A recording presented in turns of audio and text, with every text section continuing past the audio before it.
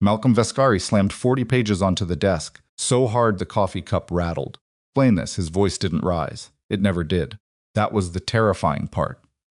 Nia Holloway stood on the other side of that mahogany desk, 46 floors above a city that didn't care whether she lived or disappeared, and she looked at the papers she already knew by heart. $4.8 million. Her name, her credentials, her digital fingerprints on every single transfer. In Malcolm Vescari's world, this was not a conversation. This was a sentencing. She could feel the two men standing behind her. She didn't turn around. She already knew what turning around meant. And yet Nia Holloway did not beg. If you've ever been accused of something you didn't do while holding the proof that could destroy the person who set you up, you already know exactly how her hands felt in that moment. Before we go any further, if this kind of story grips you, please subscribe to this channel right now and hit that notification bell. Drop your city or country in the comments below. I genuinely want to see how far this story travels. And if you stay until the very end, I promise you, this ending will stay with you. Let's go. The morning Nia Holloway's life changed, forever started the same way every morning started for the past 22 months. She woke up at 5:15, not because her alarm went off, but because her body had stopped needing one. She lay in the dark of her apartment in Crown Heights for about 90 seconds, long enough to remember that today was not the day she could afford to be slow, and then she was already moving. Shower, coffee black, in a thermos, she'd bought on clearance at a drugstore 2 years ago and still hadn't replaced. The canvas bag she carried everywhere, army green and slightly fraying at one strap, packed the night before with everything she might need, because forgetting anything meant a 20-minute subway delay she couldn't explain without lying. She didn't own a car. She took the 3 train. The commute was an hour and 4 minutes on a good day. She used every minute of it. Not on her phone, not on podcasts. She read spreadsheets, not because anyone told her to, because she had started noticing, about 8 months ago, that the numbers in certain Vescari Holdings subsidiaries didn't quite add up the way they should, and the more she looked, the less she could stop. She wasn't supposed to have access to most of those spreadsheets. But when you are the executive assistant to one of the most powerful men in New York, and when everyone in that building has spent 2 years looking through you like you're part of the furniture, you learn things. Not because anyone trusts you with them, because no one thinks to hide them from you. That was her particular kind of invisibility. She had stopped resenting it somewhere around month 8. She had started using it instead. The elevator at Vescari Holdings opened at exactly 7:43. Nia walked in carrying her battered bag and her thermos and her face, which she had learned to keep so perfectly neutral that people sometimes genuinely forgot she was in the room. Morning, Nia. That was Danny at the security desk. He was the only one who said her name correctly on the first try. Everyone else called her Nina for the first 3 weeks and then just stopped trying. Morning, Danny. She went upstairs. She made Malcolm's coffee dark roast, 1 sugar, in the specific white cup he preferred because the heavier ceramic kept the temperature longer. She placed it exactly 2 inches from the right side of his keyboard because that was where his hand naturally fell when he reached for it without looking. Malcolm arrived at 8:02. He walked past her desk without speaking, which was normal. He picked up the coffee without looking at it, which was normal. He sat down, opened whatever document he needed to read first, and said, "Close the door," which was also normal. Then he said, "Sit down, Nia." That was not normal. She sat. He didn't look up for a long time. He just kept reading, or pretending to read she couldn't tell, and that itself was information. Malcolm Vescari was one of the best readers of other people she had ever encountered. He knew exactly how silence pressed on a person. He used it deliberately. She waited. She had learned to wait. Finally, he placed both hands flat on the desk, looked up. His eyes gray, very steady, moved to her face and stayed there. "How long have you worked for me?" 22 months. "And in 22 months, have I ever had cause to question your honesty?" Nia felt the specific cold that comes not from temperature, but from recognition. She knew where this was going. She had known this moment was coming for 6 weeks. "No," she said. "You haven't." He opened the desk drawer, took out a folder, placed it in front of her. She didn't open it. She didn't need to. She'd seen everything in it before she'd ever put any of it into motion. "I'm going to give you one opportunity," Malcolm said. His voice was perfectly even. That was the most frightening thing about him. He never needed to raise it. "Tell me where the money is." And here was the moment. The one she had rehearsed in her apartment at 2 in the morning for 6 weeks straight. The one she had replayed on the train that morning. The moment she was either going to save both their lives or end up in the East River before midnight. She reached into the canvas bag. One of the men behind her moved. She heard it. The shift of a shoe on carpet. Slowly, Malcolm said, "I know," she said.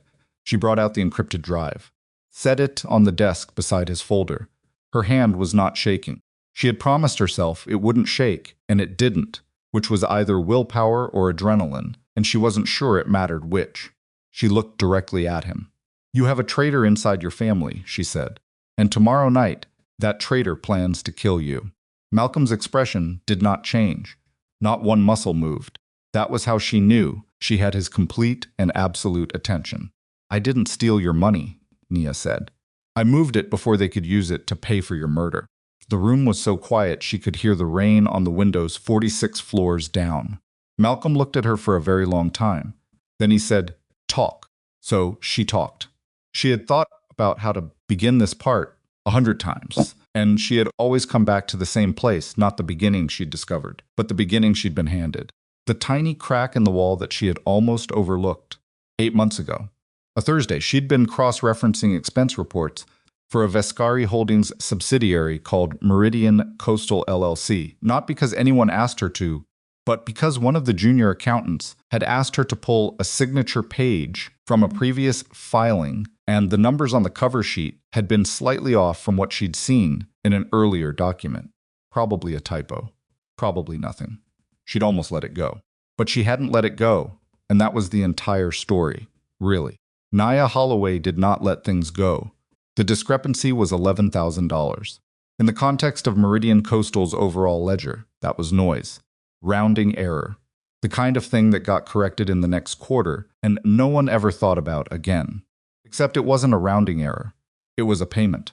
And when she pulled the thread on that payment carefully, over several weeks, using access she wasn't supposed to have, and requests she routed through 3 different legitimate work tasks, so nothing looked deliberate, it led her to another payment, and another. And then it stopped looking like noise, started looking like architecture. Somebody had built something inside Malcolm Vescari's financial network. Something patient and intricate and specifically designed to be invisible to everyone, except the person who built it. It was genuinely impressive. From a technical standpoint, in the way that a very dangerous thing can be impressive if you're standing far enough away from it. Nia was not standing far enough away. She told Malcolm all of this methodically, without embellishment.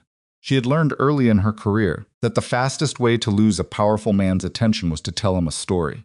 Powerful men, the ones who'd actually built something, not just inherited it, wanted sequence, cause and effect, evidence.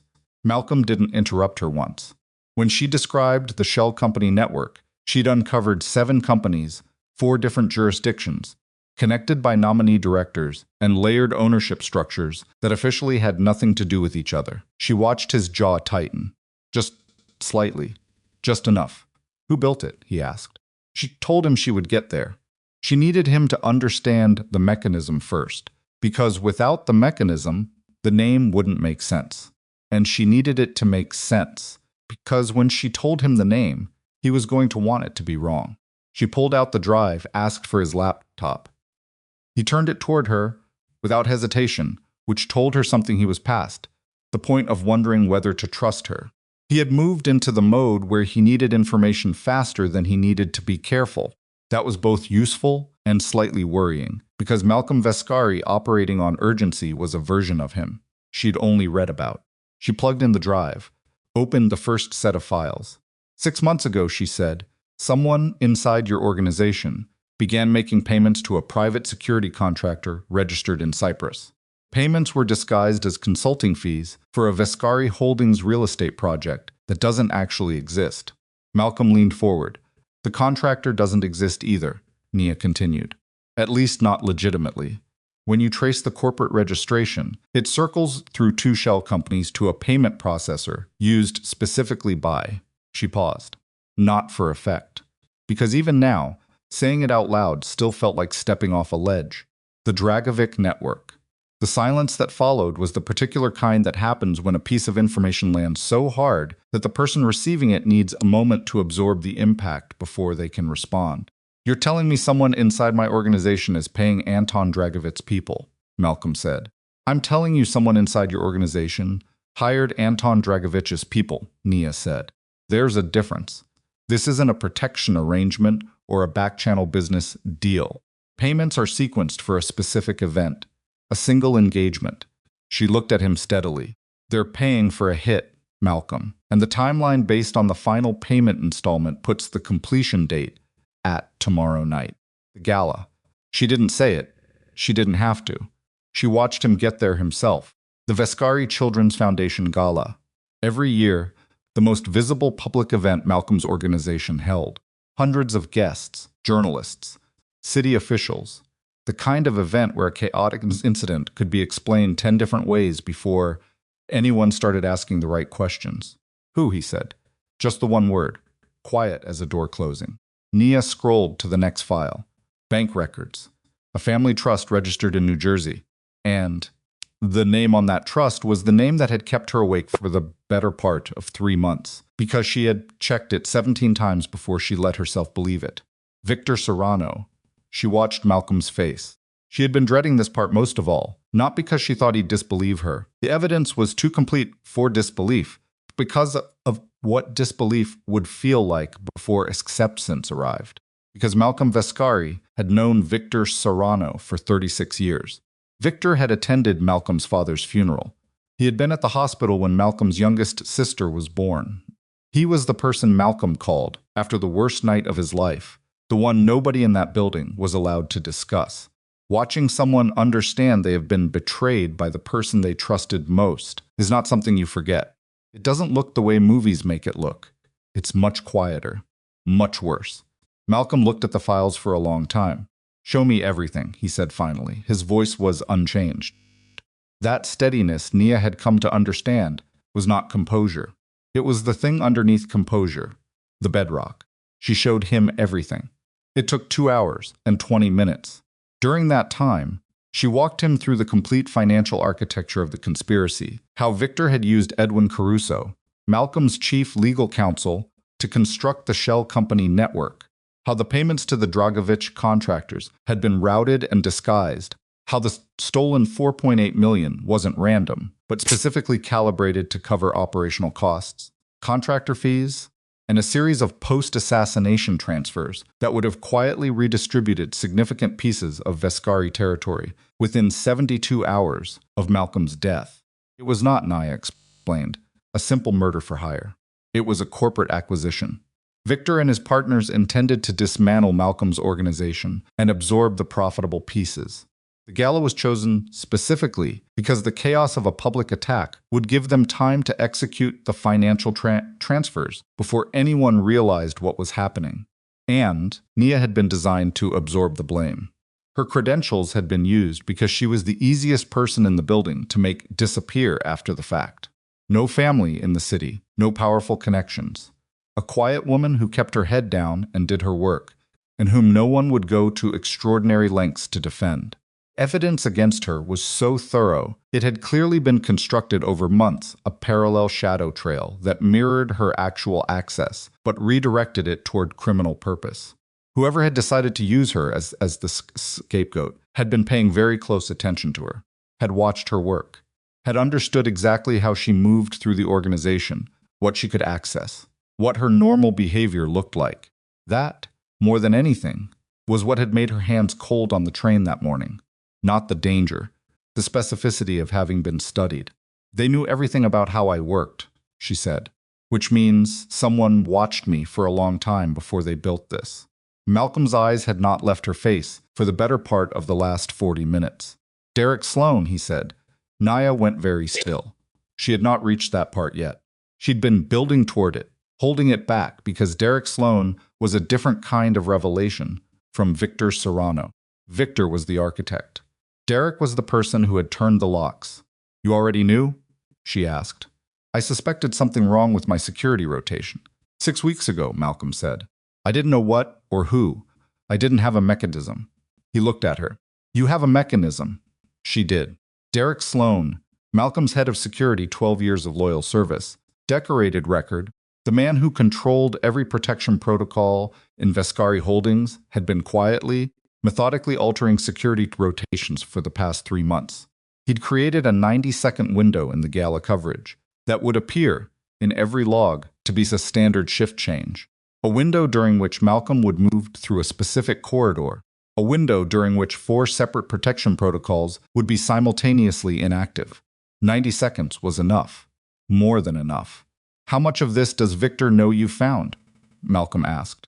And that was the question she had been dreading most. Because the answer to it was what changed the nature of everything that came next. I think he knows, Nia said. I think he's known for at least 2 weeks. I think that's why the timeline accelerated. The original plan was 3 months out. Something moved it to tomorrow night. Malcolm leaned back in his chair, both hands over his face for exactly 4 seconds. Dropped them. What did you do with the money? Encrypted trust. Only I have the key. She met his eyes. I wasn't trying to steal it. Trying to make sure they couldn't use it. If the funding disappeared, the contractors didn't get paid, the operation potentially collapsed. Potentially, he said. Potentially, she agreed. I know it's not guaranteed. I know men like Dragovich don't always need the full payment up front, but it was the piece I could reach. She paused. It was the piece I could protect. Malcolm looked at her. For the first time in 22 months of working in that building, she had the feeling not comfortable, not warm, but real of being actually seen by the person looking at her. You've been sitting downstairs, he said, carrying files, making coffee.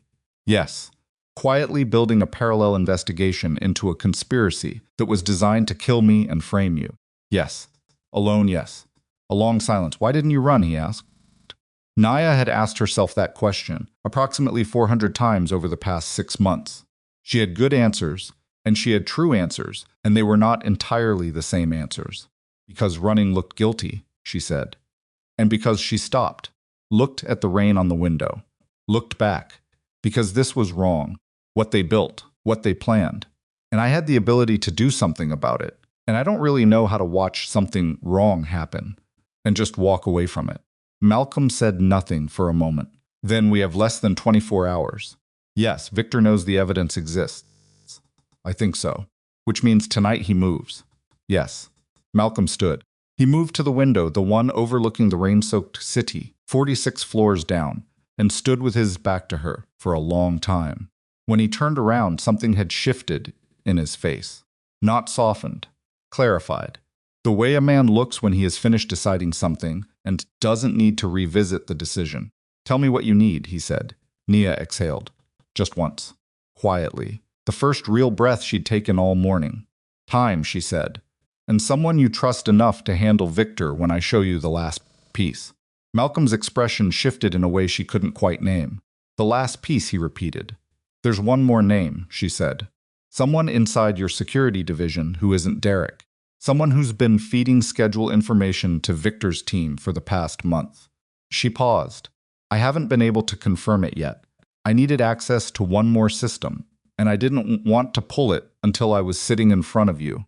Malcolm walked back to the desk, sat down, looked at the encrypted drive, still sitting there between his coffee cup and the folder full of evidence designed to end her life. Then pull it, he said. Now, Nia reached for the laptop. Outside the windows, Manhattan kept moving, indifferent and enormous, 46 floors below. Somewhere in that city, Victor Serrano was already making his next move. And inside this office, the woman nobody had ever thought to watch was about to show the most feared man on the East Coast exactly how deep the rot went. Her hands were not shaking. They had not shaken once. The name on the screen was Lena Moretti. Malcolm didn't react the way Nia expected.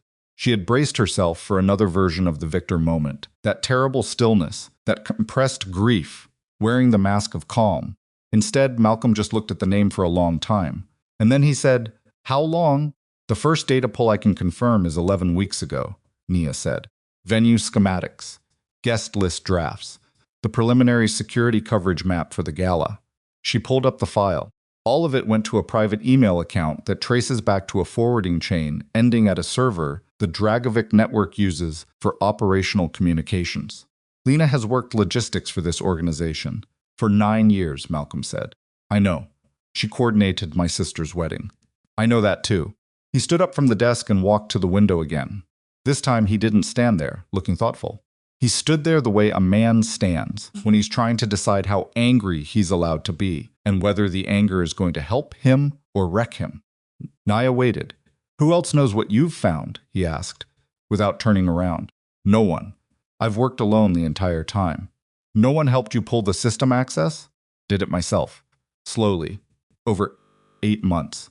Small requests routed through legitimate work tasks. Nothing that would have flagged individually. She paused. Careful. He turned. Careful. He said the word like he was weighing it. You were sitting 30 floors below me, alone, running a counterintelligence operation against people who've been in organized crime longer than you've been alive. I had the advantage of being no one, Nia said. They built their entire plan around the assumption that I would never look past my own job description. Something moved across Malcolm's face. Not quite respect, something more complicated than that. Like a man revising an opinion he didn't know he'd been carrying. He came back to the desk, sat down, reached for his phone. I need to make one call, he said. Malcolm. She said his name carefully, the first time she'd used it without the formal title since this conversation began. You can't use your regular lines. If Derek has been managing your security rotation, there's a real possibility your communications have been monitored. His hand stopped on the phone. The silence that followed had a different texture from the others. This one had an edge of something raw in it, because this was the moment she could see it happen, in real time, when the full shape of it landed for him.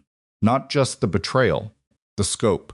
The fact that the people closest to him, the ones responsible for maintaining the walls that kept him alive, had been systematically working to bring those walls down. He set the phone down. You have a secure line? He asked. On the drive. It's a VoIP channel I set up 6 weeks ago on an independent server. It won't route through any Vescari network infrastructure. He looked at the drive, looked at her. You set up your own secure communication channel in anticipation of this conversation. I set up everything in anticipation of this conversation, she said. I've been preparing for it for 6 weeks. I just didn't know if I was going to make it here before they moved first. Malcolm picked up the drive, turned it over in his hand once, set it back down. Who do you want to call? Nia asked. Richie, he said. Paul Richie. He's the only one in the senior structure who isn't connected to Victor through anything I can identify. He glanced at her. Is that correct? She had checked. She had checked every name in the senior structure twice. Based on everything I have, yes. Richie is clean. Based on everything you have. I can't guarantee what I haven't been able to access, she said. I'm telling you what the evidence shows. He nodded once. Slowly. The nod of a man who understood that certainty was no longer an available option and was choosing to operate on the best information he had. Set up the call, he said. Paul Richie arrived at the building 40 minutes later, which was fast enough to tell Nia he had not been home when Malcolm reached him. He was a compact man in his early 60s, silver-haired, with the kind of face that had seen enough of the world to stop being surprised by most of it. He stopped when he walked through the office door and saw Nia sitting at the side of Malcolm's desk with a laptop open between them. His eyes went to her. To Malcolm. Back to Nia. This is your assistant, he said. Not a question. A recalibration. Sit down, Paul, Malcolm said. Richie sat. Malcolm walked him through it. Not everything the strategic pieces. Victor. Edwin Caruso, Lena the Gala, the contractor network. He presented it the way Nia had presented it to him, in sequence, with evidence at each step, and she watched Richie's face go through a progression that was almost identical to Malcolm's denial as a reflex, then the slow crumbling of it as the documents stacked up. Victor, Richie said, when Malcolm reached that part. He said it the same way a person says the name of something they've accidentally broken. Quiet, irreversible. Victor, Malcolm confirmed. Richie sat with that for a moment. Then he looked at Nia. She built this herself? Entirely, Malcolm said. Richie looked at her with an expression she had not seen on the face of anyone in this building in 22 months. It wasn't gratitude, and it wasn't admiration. It was the look of someone who has just realized they significantly underestimated the person in front of them and is honest enough with themselves to acknowledge it without dressing it up. "What do you need from me?" Richie asked. He was talking to both of them, she realized. The question was addressed to the room. "I need you to quietly pull 4 men you trust, personally," Malcolm said. "Not through Derek's rotation. Not through any channel Derek has visibility into. I need them in this building within 2 hours, and I need no one who runs communications for this organization to know they're here." Richie nodded. "Done." He started to stand Paul. Richie stopped. Malcolm looked at him steadily. "If anyone asks you where you are tonight, you're at your daughter's place in Jersey. That's the only answer." Richie held the look for a moment, understood everything that was layered inside it. "Jersey," he said. "Got it." He left. The office was quiet again. Outside, the rain had grown heavier. Nia could hear it more clearly now, the rhythm of it against the high glass, the sound of the city absorbing water and carrying on regardless. "You need to eat something," Malcolm said. She blinked.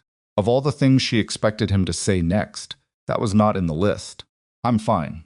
"You've been awake for how long?" She did the math. 31 hours. He looked at her with an expression she couldn't fully decode. Then he picked up his desk phone, the internal line only. She noticed, the one that didn't leave the building, and said to whoever answered, "Bring food up. Whatever's in the kitchen.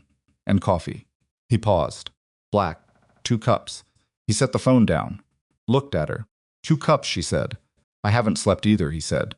And for just a moment, 1 second, less she saw the exhaustion underneath the control. The human weight of what the last 3 hours had cost him. Then it was gone, folded back under, and he was already looking at the laptop again. The food came. She ate without tasting it. He didn't eat much either, but he drank the coffee, and she drank hers.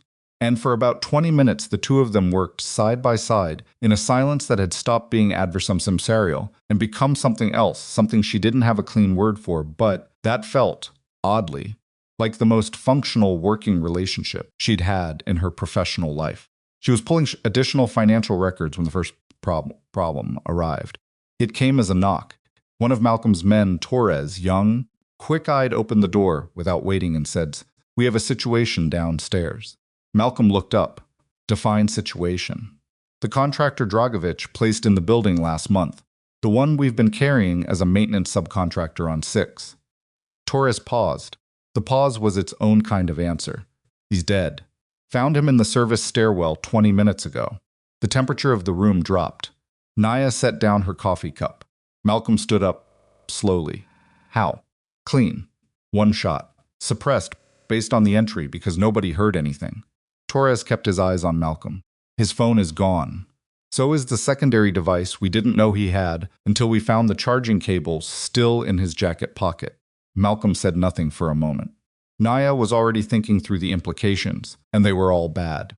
Contractor killed inside the building meant 2 things simultaneously. Someone inside had known he was there, and someone inside had decided the risk of leaving him alive was greater than the risk of killing him in a building full of Malcolm's people. Someone had already been warned that the exposure was coming.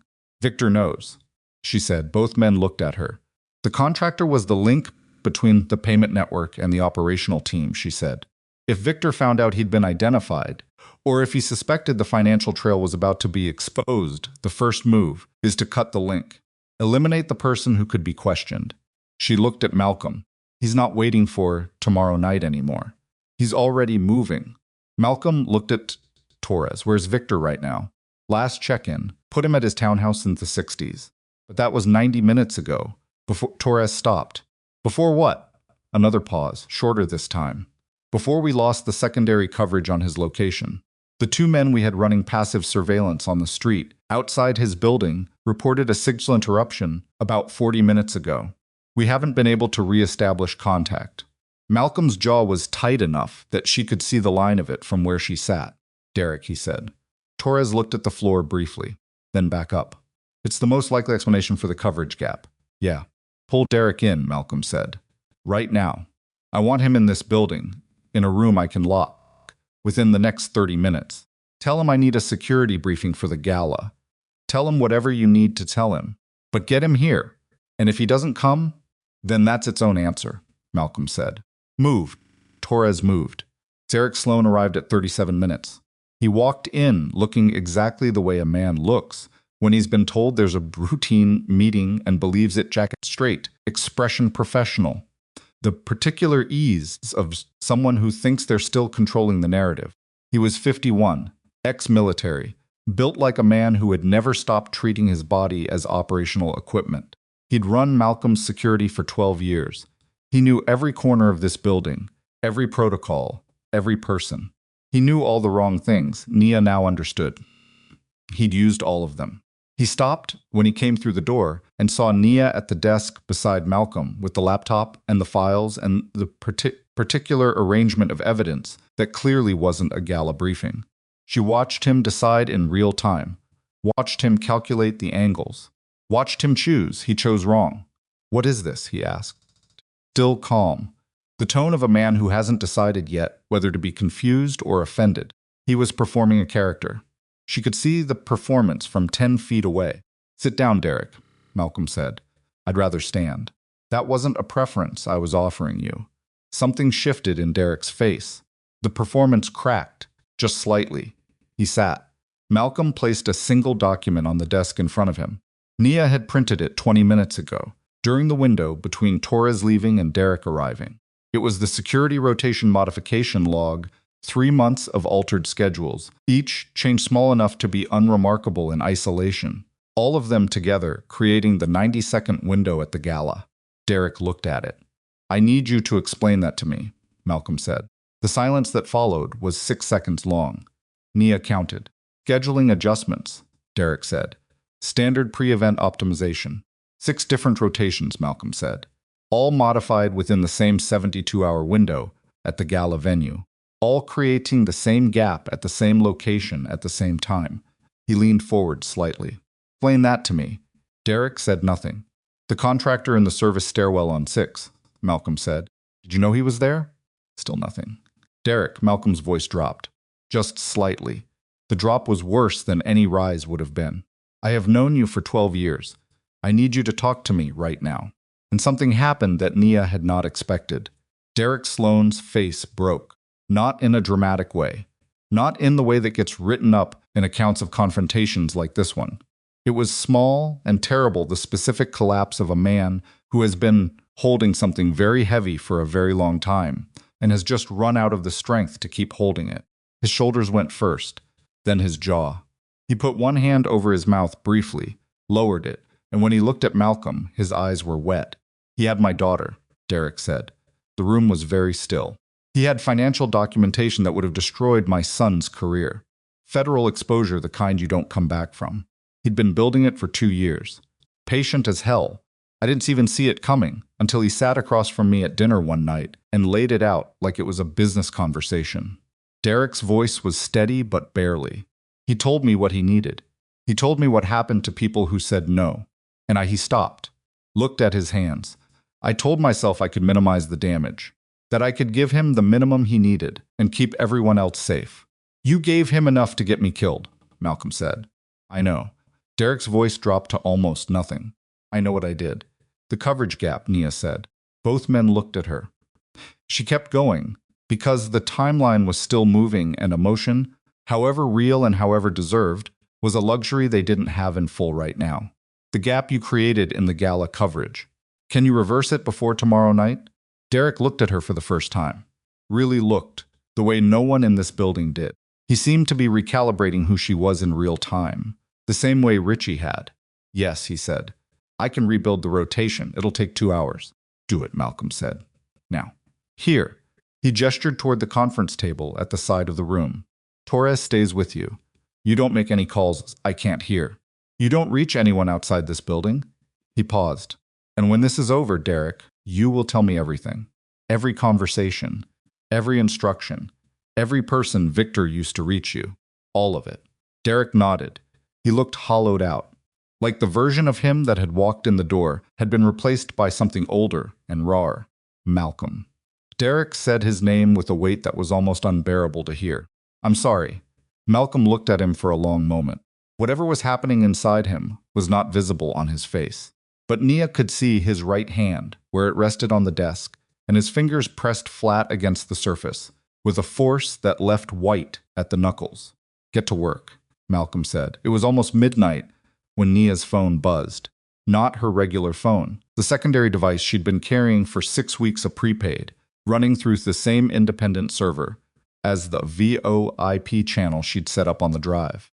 The one number that could reach it was the forwarding account she'd embedded in the shadow network she'd been monitoring for months. The account that belonged to Victor Serrano's operational contact. She looked at the message. It was 4 words and an address. "Come alone.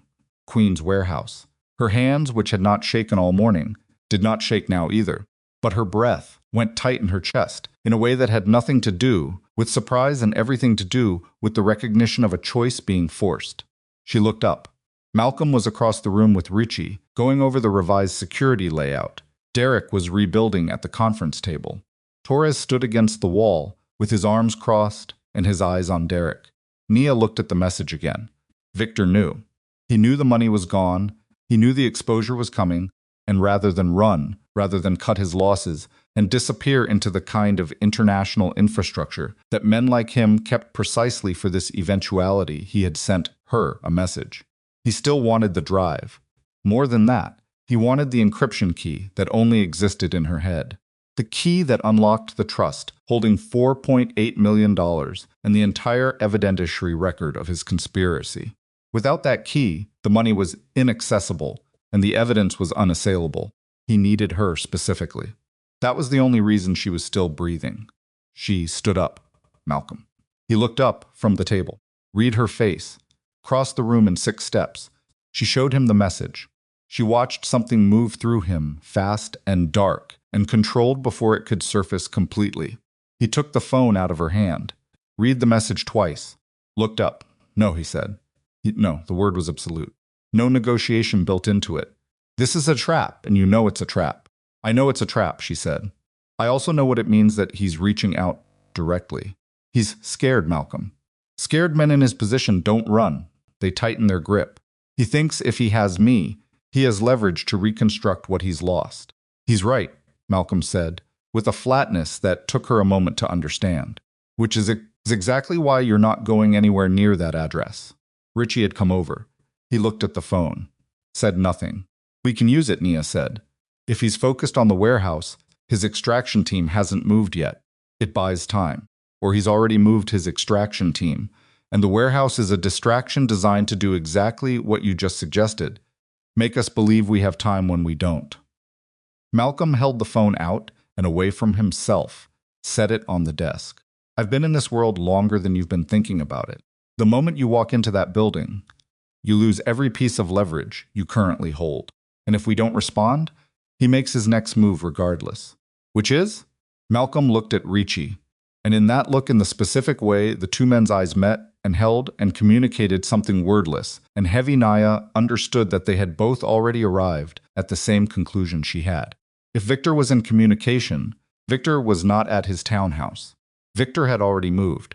Her phone buzzed again. New message. Same number. 3 words this time. "I know you're reading this with him." Then a photograph. Richie's car, parked in the basement garage of this building. The timestamp on the photograph was 11:47 p.m., which was 4 minutes ago. Someone was in this building right now who hadn't been here 3 hours ago. Derek looked up from the conference table. He had heard the phone buzz. He hadn't seen the fetuses. His own face went gray. "The lower service entrance," Derek said, and his voice had gone very different from what it had been an hour ago. Thin, like paper tearing. "Victor has a key. I gave it to him 8 weeks ago. He told me it was insurance, that he'd never use it, unless I forced him to. I thought—" He stopped. "I thought he meant insurance against me." Malcolm turned and looked at him slowly.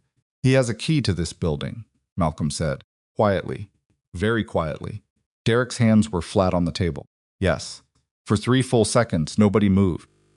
Then Malcolm said, "Get Nia to the secure floor now." Torres. The elevator at the end of the corridor chimed. Everyone in the room went still. The elevator opened, and Victor Serrano stepped out into the hallway with 3 armed men and the particular unhurried manner of someone who has been planning this entrance for a very long time. and he looked through the glass office wall directly at Malcolm, at the boy he had watched grow. Up, at the man he had decided to destroy, and his expression held nothing that resembled regret. "Malcolm," Victor said. His voice carried easily through the wall. "Let's finish this." Victor Serrano had not aged the way most men in his position aged. Most of them got harder, more compressed, like something essential had been burned away over the years, and what was left was just density bone and scar tissue and the particular economy of movement that comes from a life spent being careful. Victor had gone the other direction. He had softened on the outside. White hair, still full. A slight roundness at the jaw that made him look, in photographs, like someone's grandfather. Like the kind of man who kept hard candy in his coat pocket for other people's children. Standing in the hallway with 3 armed men at his back, he looked exactly like that man. That was the most frightening thing about him. He had never stopped looking like someone you could trust. Malcolm did not move. Nia watched him not move, and she understood that the stillness was not calm. It was the opposite of calm. It was the thing you do with your body when your mind is moving so fast that any physical action would be wasted motion. She had seen it in him twice before, in minor versions. This was not a minor version. "You should have called first," Malcolm said. His voice was entirely level. "I would have had the coffee ready." Victor almost smiled. "I didn't come for coffee. I know why you came." Malcolm took 2 steps toward the office door, not toward Victor.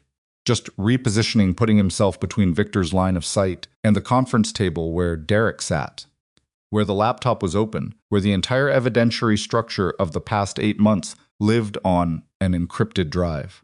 "You came for something that doesn't belong to you." "Everything in this building belongs to me," Victor said. "I helped build it. 36 years, Malcolm. Your father and I built this before you were old enough to know what it was." "My father is dead," Malcolm said. "Yes." Victor said it without particular feeling, which was its own answer to a question nobody had asked out loud. "He is." The hallway between them was perhaps 40 feet long, and narrow enough that the geometry of it mattered enormously. Richie was to Malcolm's left, slightly back. Torres was on the far side of the room, near the conference table. Derek had gone completely still, hands flat, making himself as invisible as a large man could make himself. Nia was standing beside the desk. Victor's eyes found her. "Miss Holloway," he said. He said her name the way people say a name when they want you to know they've known it for a long time. "I want to congratulate you. Genuinely. What you built was extraordinary. I've been in this business for 4 decades, and I have never been traced the way you traced me." He paused. "I underestimated you. You used me," Nia said. "Yes," he said. "I did. You were convenient, competent, as it turned out more than I planned for, but convenient. The right profile, the right access, the right degree of invisibility." He tilted his head slightly. "It wasn't personal. It was going to end with my body in a federal case, and my name on 40 pages of financial fraud," she said. "I'm taking it pretty personally." Victor looked at her for a moment. Something moved in his expression that was almost appreciation. Almost. Then it was gone, and what replaced it was the version of him she suspected was the real one. The version that had sat across from Derek Sloan at a dinner table and disassembled his life with the patience of someone doing a jigsaw puzzle. "The encryption key," Victor said.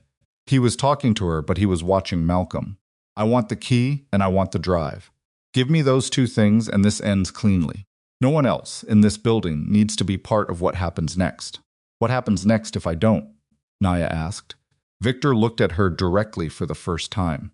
"You're a very intelligent woman," he said. "I think you can answer that yourself. I want to hear you say it." A pause. "Brief. You'll be the first casualty of a very unfortunate security breach," Victor said. "After which, Malcolm will be significantly more motivated to negotiate." Malcolm said, "Touch her, and there isn't a version of this that ends with you walking out of this building." "Malcolm." Victor's voice shifted, became something softer.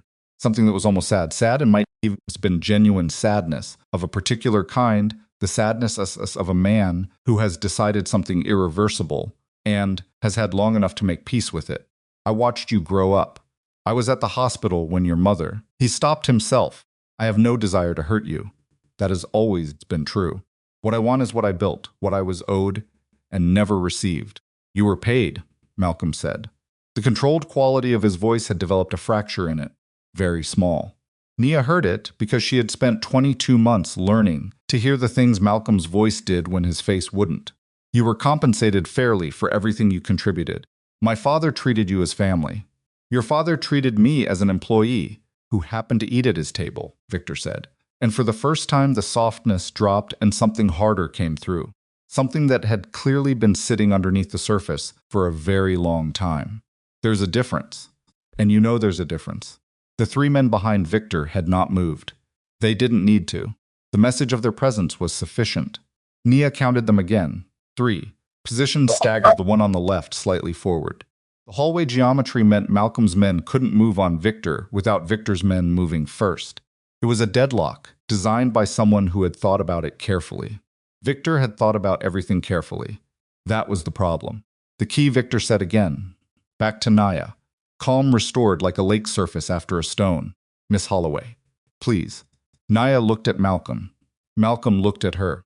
In the span of that look, 2 seconds, maybe 3, they conducted an entire conversation without words. She had not known him well enough before today to have that kind of shorthand. 22 months of professional proximity, of being furniture, of being background. And then 36 hours of this, and now she could read the specific set of his jaw and the millimeter of tension around his eyes, and know exactly what he was trying to tell her. He was telling her not to give Victor anything. He was also telling her that he didn't have a solution yet and was still working. She turned back to Victor. The trust has a dead man's switch, she said. It was a lie. There was no dead man's switch. But it was a specific, credible, technical-sounding lie, and she had 6 months of demonstrated financial expertise behind her. And Victor was a man who had spent his career outsourcing the technical components of his operations because he was a strategist, not a systems builder. If I don't input a secondary authentication code every 12 hours, the trust dissolves, funds distribute automatically to a series of accounts that have already been flagged with FinCEN. She watched Victor process this. You're lying, he said, but he said it like a question. The framework is in the secondary partition on the drive, she said. You're welcome to verify it. It'll take your technical people about 40 minutes, which is time we don't have if your window for the Dragovic transfer is still active. Victor looked at her for a long moment. His eyes were very still, the eyes of a man running probabilities. Then he said to the man on his left, "Get Caruso on the phone." The man reached for his phone, and in the 2 seconds that followed, several things happened nearly simultaneously. Torres moved. He had been still for so long against the wall that he had achieved a kind of furniture quality of his own, and when he moved, it was fast enough that the man on Tim Victor's right was only beginning to turn when Torres was already on him. There was a brief, violent compression of bodies against the hallway wall, a sound that was not quite a punch but was adjacent to one. Victor's lead man raised his weapon. Malcolm crossed the space between himself and Victor in the time it took Nia to exhale. He didn't go for the weapon. He went for Victor, both hands. Direct, the kind of move that had nothing tactical about it, and everything human, the specific physical expression of everything that had been building since the moment Nia put Victor's name on that screen, and Malcolm had sat with it for 30 seconds without speaking. They hit the opposite wall together. Victor was 70 years old, but he was not fragile, and for a moment the two of them were locked against the wall with the particular terrible intimacy of men who have known each other long enough to know exactly how the other one fights. Ricci moved on the third man. Nia grabbed the laptop off the desk, folded it under her arm, snatched the drive, and put the desk between herself and the hallway entrance because she was not a fighter, and she knew she was not a fighter, and placing herself in the middle of a physical confrontation would accomplish nothing except getting her killed. Pressed herself against the back wall and watched. It was over in under 90 seconds. When it was done, Torres had the first man pinned and kneeling. Ricci had the third man's weapon, and the man himself flat on the floor, with a focus that suggested Ricci had done this before, and found it neither impressive nor troubling. The second man was against the wall, not moving. Victor was upright, barely, with Malcolm's hand to his collar, and the old man's breathing ragged and uneven. His composure was gone. Not the softness that was gone too, but the specific quality of controlled menace that he'd carried into the hallway like a coat. It was gone, And what was underneath it was just an old man who had made a catastrophic miscalculation about which people in a room were going to move and how fast. Malcolm looked at him for a long moment. Then he stepped back, let him go, straightened his own jacket with the deliberateness of a man reclaiming something. Cure them, he said, to the room, to no one specifically, to everyone. They put Victor in the locked conference room on the 45th floor with 2 of Ricky's men outside the door. Nia sat in Malcolm's office with the laptop back open, and her hands finally doing something she needed them to do, because in the chaos of the hallway confrontation and its aftermath, she had lost 11 minutes and 11 minutes. Right now was not a gap she could afford. Malcolm came back in. He looked like he'd been in a fight, which he had. His collar was pulled, and there was a mark along his jaw that would be a bruise by morning. He sat down across from her without speaking. She didn't look up. The Dragovic legal mechanism, she said. I've been tracking the activation chain for the offshore trust intercept. When Victor moved tonight, Dragovich triggered it. It's a civil claim filed through a Cayman shell. It targets the trust account directly. If it processes before I can move the funds out, the money gets frozen in international legal limbo. Could take years to resolve. She finally looked up. We have a window. It's closing. How long, based on when the claim was filed and the processing speed of the institution holding the trust? She did the math again. She'd been doing it on the train that morning, in a different context, but the arithmetic hadn't changed. Somewhere between 2 and 4 hours. Malcolm looked at the ceiling briefly, then back at her. Can you move it in that time? I need the building's main network, she said. The satellite pathway I built is functional but slow.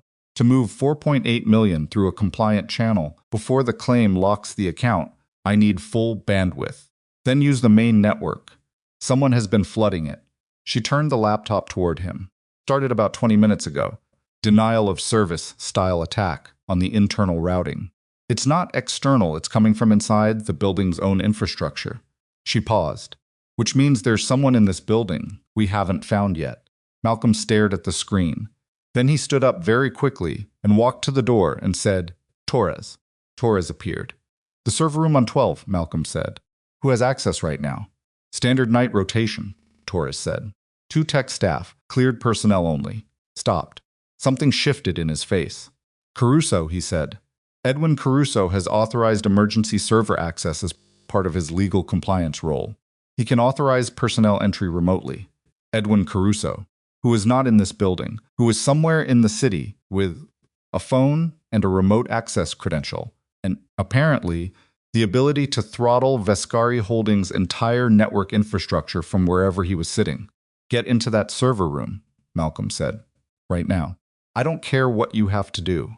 Get in there and find whoever Caruso put in there and remove them from the building. Torres left at a pace that was almost running.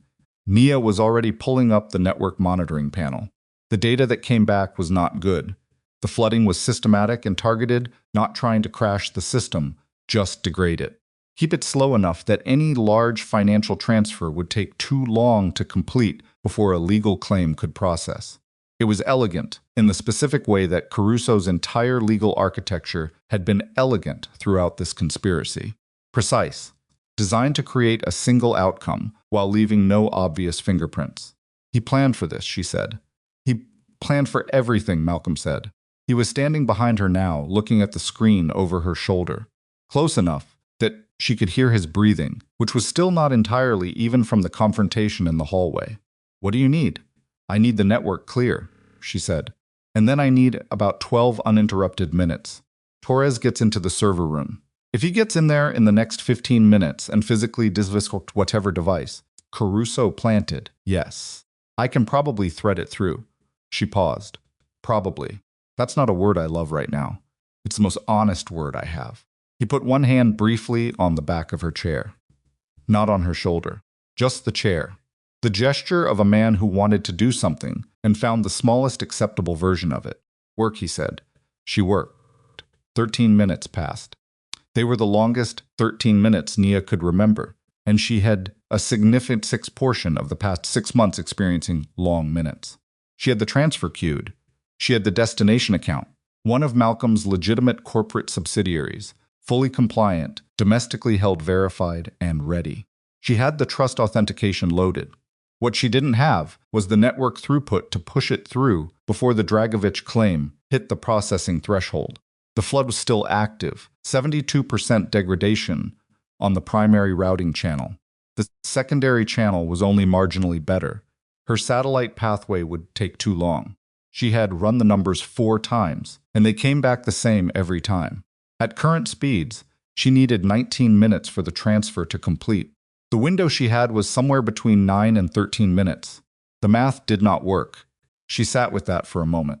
Not in defeat, she wasn't there yet, but in the specific place where you acknowledge that your primary plan has failed, and you need to find something else without losing the time it costs you to accept the failure. Her phone buzzed. The prepaid. The number she'd used for the shadow network. She looked at it. The message was not from Victor's operational contact. It was from a number she didn't recognize. The message was long. She read it once. Read it again. Then she said Malcolm. Something in her voice brought him from across the room fast. She showed him the phone. The message was from Edwin Caruso. Not a threat. Not a negotiation. A confession of sorts, the specific kind that a lawyer writes when he has decided that his primary alliance has just become a liability, and the best available move is to reposition before the structure collapses entirely. Caruso had been monitoring communications tonight. He knew Victor was inside the building. He knew the arrests were coming. He was, the message made clear, prepared to provide the access credential for the planted server's device in exchange for a conversation about his cooperation. He was rolling on Victor. Malcolm read the message twice. His expression was unreadable. He's scared, Nia said. He should be, Malcolm said. He's also the only person who can get me the network access I need in the next. She checked the time. 8 minutes. Malcolm looked at her. You want me to deal with Caruso? I want you to call him back and tell him you're willing to talk, she said. I don't need more than 60 seconds from him. Just the device ID and the server room location of whatever he planted. That's all I need. And in exchange, that's your conversation to have, she said. Need the 60 seconds. Malcolm picked up the phone. He dialed. He waited. 1 ring, 2 rings. Caruso picked up on the 3rd. Edwin, Malcolm said. His voice was something Nia could only describe as winter. Not cold exactly. More like the specific quality of air in January, clear and without any give to it. You have about 30 seconds to start being useful to me. Nia watched the clock. Caruso's talked. She got her 60 seconds, actually 44, because Caruso talked fast when he was frightened, and whatever Malcolm said in the first 30 seconds of that call had made him very frightened indeed. She got the device ID. She got the location. She relayed both to Torres via a direct internal line. 2 minutes and 17 seconds later, the network flood stopped. The routing throughput jumped from 28% to 91% in the space of about 4 seconds. She felt it in the system before the numbers caught up, the way the interface responded differently, faster, the way the data moved, like something that had been held back and was finally released. She initiated the transfer. The progress bar appeared. 4%, 7, 11. Malcolm stood behind her and neither of them spoke. 19, 24, 31. Richie appeared in the doorway. Victor is secured. Caruso's on his way in. What do you need? 2 more minutes, Nia said without looking up. 47, 52, 58. Her computer produced a sound small, almost gentle, completely incongruous with everything happening, and a new notification appeared in the lower right corner of the screen. It was the Dragovich legal claim, processed and filed.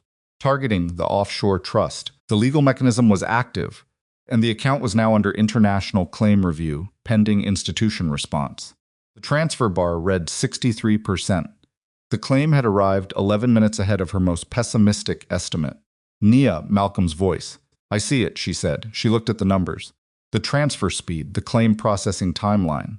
The gap between where the progress bar was and where it needed to be, versus the time left before the claim locked the account. The math again did not work. She sat completely still for 3 seconds. Then she reached into the secondary partition of the drive, the one she had told. Victor contained the dead man's switch, the one that actually contained something else entirely. And she pulled out a protocol she had built 6 months ago and had hoped, genuinely, and with feeling, she would never need to use. It was an emergency bandwidth consolidation tool. It would pull every available network resource in the building, including systems that were not supposed to be touched during business operations, including some systems that definitely should not be touched during business operations, and redirect that bandwidth to the single active transfer. It would probably crash 3 separate administrative systems that would take IT 2 days to rebuild. It would definitely trigger a security alert that would flag this building's network activity to the attention of people Nia preferred not to attract the attention of. And it would, if the numbers held, push the transfer speed high enough to beat the Dragovich claim by somewhere between 45 seconds and 2 minutes. Somewhere. This is going to cause problems, she said. More or less than the ones we already have, Malcolm said. She ran the tool. The progress bar jumped. 71, 78, 83. Her administrative panel lit up red on 4 separate systems simultaneously. Somewhere in the building, a server she had just commandeered was now running at 104% of its rated capacity, doing a job it had never been asked to do. 88, 91, 94. The legal claim notification updated. Count review in progress. Institution response window active. 96. 97. The screen flickered. The building's power management system, overtaxed by the sudden bandwidth demand, had triggered an automated load balancing protocol that was now, with exquisite and catastrophic timing, throttling non-essential electrical systems on the 46th floor. The lights dimmed. Nia's laptop screen dimmed with them. 98. The screen went to 50% brightness. The fans in the laptop went loud. The transfer speed dropped not catastrophically, but enough. 98.4, 98.7. The account review notification updated again. Processing complete. Claim status 99. Nia held her breath. 99.3. The legal notification finished loading. Claim status, pending final authorization. 30-second window before lock. 99.6. 99.8. And then a sound from the hallway. Not loud, not dramatic. Just the sound of a door opening that should not have been opening, and the sound of footsteps that were not Richie's and were not Torres's and were not anyone's who should have been on this floor right now. Malcolm turned. At the far end of the corridor, past the conference room where Victor was being held, the stairwell door was open. 3 men, not the same 3 from before. Different men, moving with the specific purposeful quiet of people who have done this kind of work before and found nothing remarkable about it. The extraction. Victor's extraction team, which was supposed to be heading to the warehouse in Queens, which was supposed to be the distraction, which had apparently never been the distraction at all. The warehouse had been the distraction for the distraction. And Nia had one hand on the laptop and one eye on the progress bar at 99.9% and a room full of men between her and the door and 30 seconds left on a legal claim that was about to lock $4.8 million in international limbo forever. 99.9. She looked at the screen. She looked at the men in the corridor. She looked at Malcolm, who was already moving, already placing himself between her and the corridor with the absolute physical certainty of a man who has decided something about his priorities and is done negotiating with himself about it. The transfer bar read 99.9 and had not moved in 6 seconds. She did the only thing she could think of. She reached across the desk, picked up the heavy crystal decanter sitting on the serving tray. Malcolm used for meetings cut glass, old, probably expensive, definitely heavy, and she looked at the geometry of the corridor and the men in it and the angle between where she was standing and where the problem was, and she made a calculation that had nothing to do with finance and everything to do with the same instinct that had kept her building this investigation alone for 6 months, when every rational thought told her to stop. She threw it, not at a person, at the wall beside the lead man's head. The sound it made when it hit was enormous in the enclosed corridor, the specific concussive crack of heavy crystal against plaster, the spray of it, the way the scattered and caught the dimmed light and made the men in the corridor flinch in the involuntary way that humans flinch when something breaks loudly near their face. 1 second, maybe a second and a half. That was all she bought. But Malcolm needed less than that. He moved into the corridor, and the controlled fury of it was something Nia would not find words for until much later, when she had the distance and the quiet process what she had seen. It was not clean. It was not the kind of fight that looks the way fights look in films. It was fast and ugly and real, and it filled the corridor with sound and motion and the terrible efficiency of a man who had spent a lifetime in a world where losing a physical confrontation had always meant something permanent. Richie came through the office door behind her and past her and into the corridor. Torres appeared from the stairwell on the other end, which meant he had been in the stairwell, which meant he had known the extraction team was coming up and had been trying to reach them before they reached the floor and had not quite made it. The next 90 seconds were the longest of Nia Holloway's life. She did not move from the desk. She kept her eyes on the laptop screen. 99.9%. The cursor blinked. The sounds in the corridor were not sounds she wanted to catalog. She looked at the Dragovich claim status. Final authorization window. 19 seconds remaining. She looked at the progress bar. The laptop fan screamed. She put both hands flat on the desk. Pressed. Like the pressure could transfer through the desk, into the machine, into the network, into the server, into the numbers. 8 seconds. 5. The progress bar moved. 100%. The screen read, transfer complete. And then, 2 seconds later, a second notification directly beneath it, trust account dissolved. Funds disbursed. And then a third. The Dragovich claim status updated for the final time. Claim target account not found. Claim voided. Nia sat down. She had not realized she was standing. She sat down in Malcolm's chair behind Malcolm's desk and put her head in her hands for exactly 4 seconds. 4 seconds she was not proud of, but was entirely unwilling to apologize for. And then she raised her head and looked at the screen and confirmed one more time that the numbers were real. The money was in Malcolm's account. The trust was dissolved. The claim had nothing to attach to. Dragovich's legal mechanism was a document pointing at an account that no longer existed. It was over. She looked up. The corridor was quiet. Malcolm was standing at the corridor entrance. He had a cut on his left hand that was bleeding in a way that probably needed attention. His jacket was gone. She didn't know when that had happened. His face was the face of a man who has done something necessary and expensive and is still processing the cost. He looked at her. She looked at the screen, turned the laptop toward him. He read it. Transfer complete. Trust dissolved. Claim voided. He looked at her for a long moment without speaking. It's done, she said. Her voice was steadier than she expected. He nodded. Once. The specific kind of nod that doesn't mean agreement.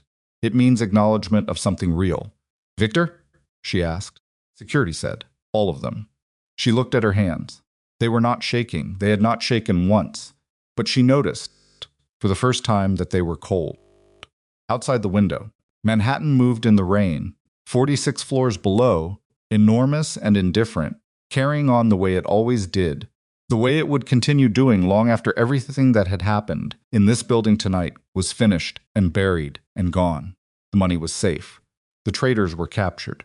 And Nia Holloway, who had walked into this building 22 months ago, carrying a battered canvas bag and a thermos of black coffee, was sitting in the chair behind the most powerful desk on the 46th floor, having just dismantled a conspiracy that had taken 3 men 36 years to build.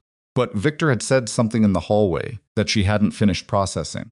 Something hissing in the back of her mind since the moment he'd said it, quiet and persistent, like a detail in a spreadsheet that doesn't quite balance. He had said, everything in this building belongs to me. I helped build it. And then he had stopped himself, mid-sentence, about Malcolm's mother. I was at the hospital when your mother. She turned that over. Malcolm's mother had died when he was 19. She knew that from the institutional biography she'd read in her first week of employment. Car accident, rural New Jersey. Malcolm had been with her. Victor had been at the hospital. Victor had said it like a claim, like a debt owed. She looked at Malcolm across the quiet room, and she thought about the way the conspiracy had been structured. The patience of it. 36 years of patience. The kind of patience that didn't come from opportunism. It came from something older. Something that had been decided and then waited and then finally moved when the moment was right. She thought about what Derek had said. He'd been building it for 2 years. 2 years was the window Nia had been in this organization. 2 years was the window since Malcolm's last major public business expansion, the move into legitimate real estate and foundation work that had made him more visible, more exposed, more vulnerable to the kind of public attack a gala assassination would represent. 2 years. She looked at the drive. She had told Malcolm she had shown him everything. She had shown him everything she had found.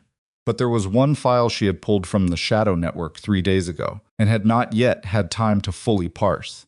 She had flagged it and moved on because the timeline had accelerated and she had needed to focus on the financial mechanisms and the contractor network and the identities of the insiders. She opened it now. It was a communication, archived, between Victor Serrano and a contact she didn't recognize, dated 14 months ago, before any of the financial architecture had been built, before any of the payments had begun. She read it. She read it a second time. The cold in her hands moved up her arms. "Malcolm," she said. Something in her voice brought him across the room in 3 steps, the same way it had before.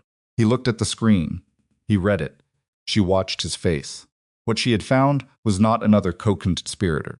It was not another financial mechanism. It was not another piece of the takeover architecture. It was a record of a conversation between Victor Serrano and someone who had been dead for 11 years, or was supposed to have been. The contact's name in the archive was a code name Vecchio, which meant old in Italian and told her nothing but the content of the communication referenced specific events, specific dates, specific financial details from the early years of Malcolm's father's organization that only someone who had been present could have known. Details that post-dated the official death. "Who is Vecchio?" she asked. Malcolm's face had gone very still. Not the controlled stillness she had come to read as processing. Something different. Something she had not seen on him before, in any version, minor or major. It was the stillness of a man who already knows the answer to a question and has spent a very long time trying not to know it. "Malcolm," she said again quietly. "Who is Vecchio?" He put one hand on the desk. The cut on his left hand left a small mark on the surface. He looked at the communication on the screen for a long time. Then he looked at Nia, and the answer in his face, before he even opened his mouth, told her that what had happened tonight, the conspiracy, the betrayal, the extraction team, the legal claim, all of it was not the end of something. It was his father was alive. That was what Malcolm's face said, before his mouth said anything at all. Not the controlled processing stillness, not the grief behind glass expression she had cataloged across 36 hours of crisis. This was something rawer and older than any of those things. This was the face of a man who has been carrying a wound for 11 years and has just been told the wound was inflicted on purpose. His name was Arturo, Malcolm said. His voice was very quiet. "My father, Arturo Vescari. He died 11 years ago in what the official account described as a cardiac event during a business trip to Palermo. He stopped. There was a funeral. I stood at the grave." "And Vecchio?" Nia asked. Malcolm looked at the communications on the screen one more time. Then he looked away from it deliberately, like a man choosing not to read a document he knows will change something permanent. "Vecchio was what my father's men called him when he was young," he said, "before he built anything, before my mother. It was a street name from a neighborhood in South Brooklyn that doesn't exist anymore." He paused. Victor was the only other person alive who knew that name. The room held that information for a moment. Nia did the math. Not financial math, the other kind. The kind where you take a known quantity and an unknown variable and work backward to find what connects them. Victor Serrano, 36 years in Malcolm's family. Patient. Structured. A conspiracy built not in 2 years but in stages, each stage designed to be invisible until the final one. A street name that only 2 men knew. A communication dated 14 months ago between Victor and a contact who referenced financial details from the earliest years of the Vescari organization details that predated Malcolm's control by a decade. "Victor didn't build this alone," she said. "No," Malcolm said. "Your father is alive and he's been working with Victor." Malcolm said nothing. "The 36 years," Nia said. "Victor didn't wait 36 years to betray you. He's been loyal to someone for 36 years. Just not to you." Cut on Malcolm's left hand had stopped bleeding and started drying at the edge. He looked at it briefly, then at the screen, then at nothing specific in the middle distance between them. My father had a different vision for this organization, he said finally. He built it one way. When he died, when I was told he died, I rebuilt it differently. More structured. More insulated from the parts of it he was comfortable with, that I was not. He stopped again. He wouldn't have approved of the directions I took it. So Victor preserved the exit, Nia said. Kept Arturo available. As an insurance policy. And when you moved far enough from the original model, they activated it. The Foundation, Malcolm said. It wasn't a question. He was working it out in real time, and she could see the pieces landing. The Children's Foundation, the public profile, the legitimate business expansion. Victor told me 2 years ago that my father would have considered it a betrayal of everything he built, and you disagreed. I told him he could take his opinion and retire. She looked at the communication on the screen again. Read it a third time. The language was careful coded in places, oblique in others, but the structure of it was unmistakable now that she had the context to read it. Victor reporting, Arturo directing. The gala not as an acquisition play, but as a restoration. Malcolm removed, the empire returned to its original architecture. Victor installed as interim, and Arturo stepping back into a position of influence from whatever shadow he'd been occupying for 11 years. Not a takeover, a correction. Where is he, she asked. I don't know, Malcolm said. I don't know if he's in the country. I don't know if he's been here the whole time or... He stopped himself, breathed once. I don't know anything right now. Nia looked at the file, looked at the metadata. The communication had been routed through the same Dragovic network infrastructure as the rest of the conspiracy's communications, same forwarding chain, same server architecture, which meant it had been captured in the same sweep she'd used to pull everything else, which meant there might be more. She went into the secondary partition of the drive, found the full archive of captured communications.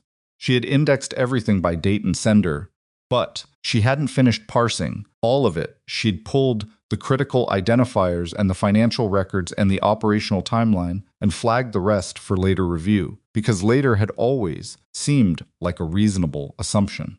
Later was now. She started pulling files, sorting by the Vecchio identifier, cross-referencing the metadata. 7 communications. Spanning 14 months, she opened all 7. It took her 4 minutes to read through them. Malcolm stood behind her and read over her shoulder, and neither of them spoke. When she finished, she sat back. He's here, she said. He's been in New York for 3 weeks. The last communication is dated 6 days ago, and it references a specific address in Tribeca that appears to be a property held by one of the shell companies in the network. She pulled up the financial records. Found the property. Meridian Coastal LLC, she said. The same shell company that started this whole thing. $11,000 discrepancy. She looked at Malcolm. Your father has been in a building owned by one of Victor's shells for 3 weeks, she said, while this entire operation was running. Malcolm stood completely still. Then he said Torres. Torres appeared in 30 seconds. I need 4 men and 2 vehicles, Malcolm said now. Not through any channel that's been compromised tonight. You call them personally. You give them a location. You tell them to move without communicating through any system inside this building. Torres looked at him, at Nia, back at him. What's the situation? The situation, Malcolm said, is that this is not over. Torres left. Malcolm turned back to Nia. You stay here. She looked at him. I mean it, he said. The building is as secure as it's going to get tonight. Richie is here. Victor is contained. The money is safe. You stay here. The Dragovich network is still active, she said. If Caruso had remote access to the server infrastructure, there may be other mechanisms I haven't identified yet. I need to keep monitoring, then monitor from here. Malcolm Nia. He said her name with a weight that stopped her. I need to know you're in one place. That's the only thing I need right now that I can actually control. She looked at him for a moment. Read his face. Read the specific quality of the ask. Not an order, not a threat. Something more honest than either. Fine, she said. But you take the drive. He looked at the encrypted drive on the desk. If something happens to me, the evidence dies with the key, she said. Take the drive. The decryption protocol is in the secondary partition. You can access the first layer with the code 1147 Sierra Echo. The full archive is behind a second key that only I know, so if you need it, you come back and get it from me directly. He picked up the drive. put it in his jacket pocket. 1,147, Sierra Echo, he repeated. Go, she said. He went. The 46th floor was quieter after that, which was either reassuring or deeply ominous, and Nia was too tired to determine which. Ricci positioned 2 men outside the conference room, holding Victor and the extraction team members. He came back into the office and stood near the door with his arms crossed and his expression doing the particular arithmetic of a man who has had a very long night and is calculating how much longer it intends to be. You should rest, he said to her. I'm working, she said. You've been awake for... I know how long I've been awake, she said, not unkindly. I'll rest when the network is clean. Ricci looked at her for a moment. Then he nodded and didn't push it, which was one of the things she was coming to understand about him.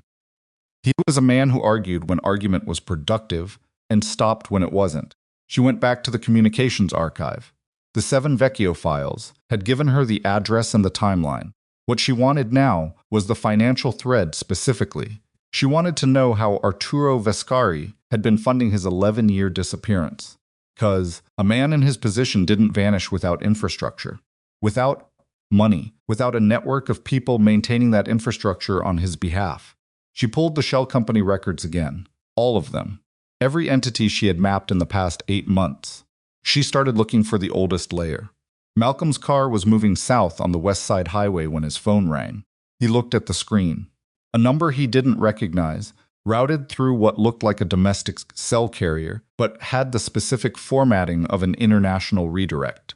He had seen that formatting exactly once before in his life, at a time when international calls to unlisted numbers were a routine part of his father's operational communications. He answered. The voice on the other end was older than he remembered, slower. But the cadence of it, the specific rhythm of it, the way it formed certain words was something that lived below memory, something the body recognized before the mind could catch up. Malcolm, the voice said. He said nothing. I know you found the file, his father said. Victor told me before your people reached him. I want you to hear my voice, so you know this is real and not another document. The West Side Highway moved past the window. Lights on the water. Rain still coming down. Where are you? Malcolm asked. His voice was the one he used when he had decided not to feel anything until later. Close, Arturo said. The Tribeca address, a pause. Then you have someone good working for you. Yes, Malcolm said. I do. Is it the girl? Victor said there was a girl. Malcolm looked out the window. Her name is Nia Holloway. She's the reason you failed. Another pause. Longer this time. I want to talk to you before this goes further, Arturo said. Not through Victor. Not through anyone else. You and me. You've had 11 years to talk to me, Malcolm said.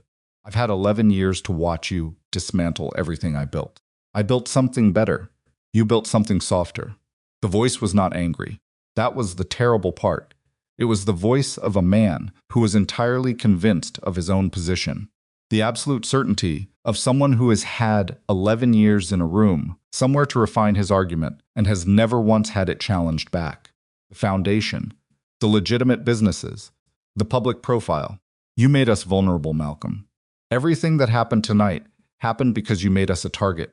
Everything that happened tonight happened because you sent men to kill me, Malcolm said. The silence after that was different from the others. It had a quality that Nia, if she had been present to analyze it, might have described as of something that is technically true, being said out loud for the first time. Come to the address, Arturo said finally. Talk to me first. Whatever you decide after that is your decision. It was always my decision, Malcolm said. You just didn't accept that. He ended the call. He told the driver to keep moving south.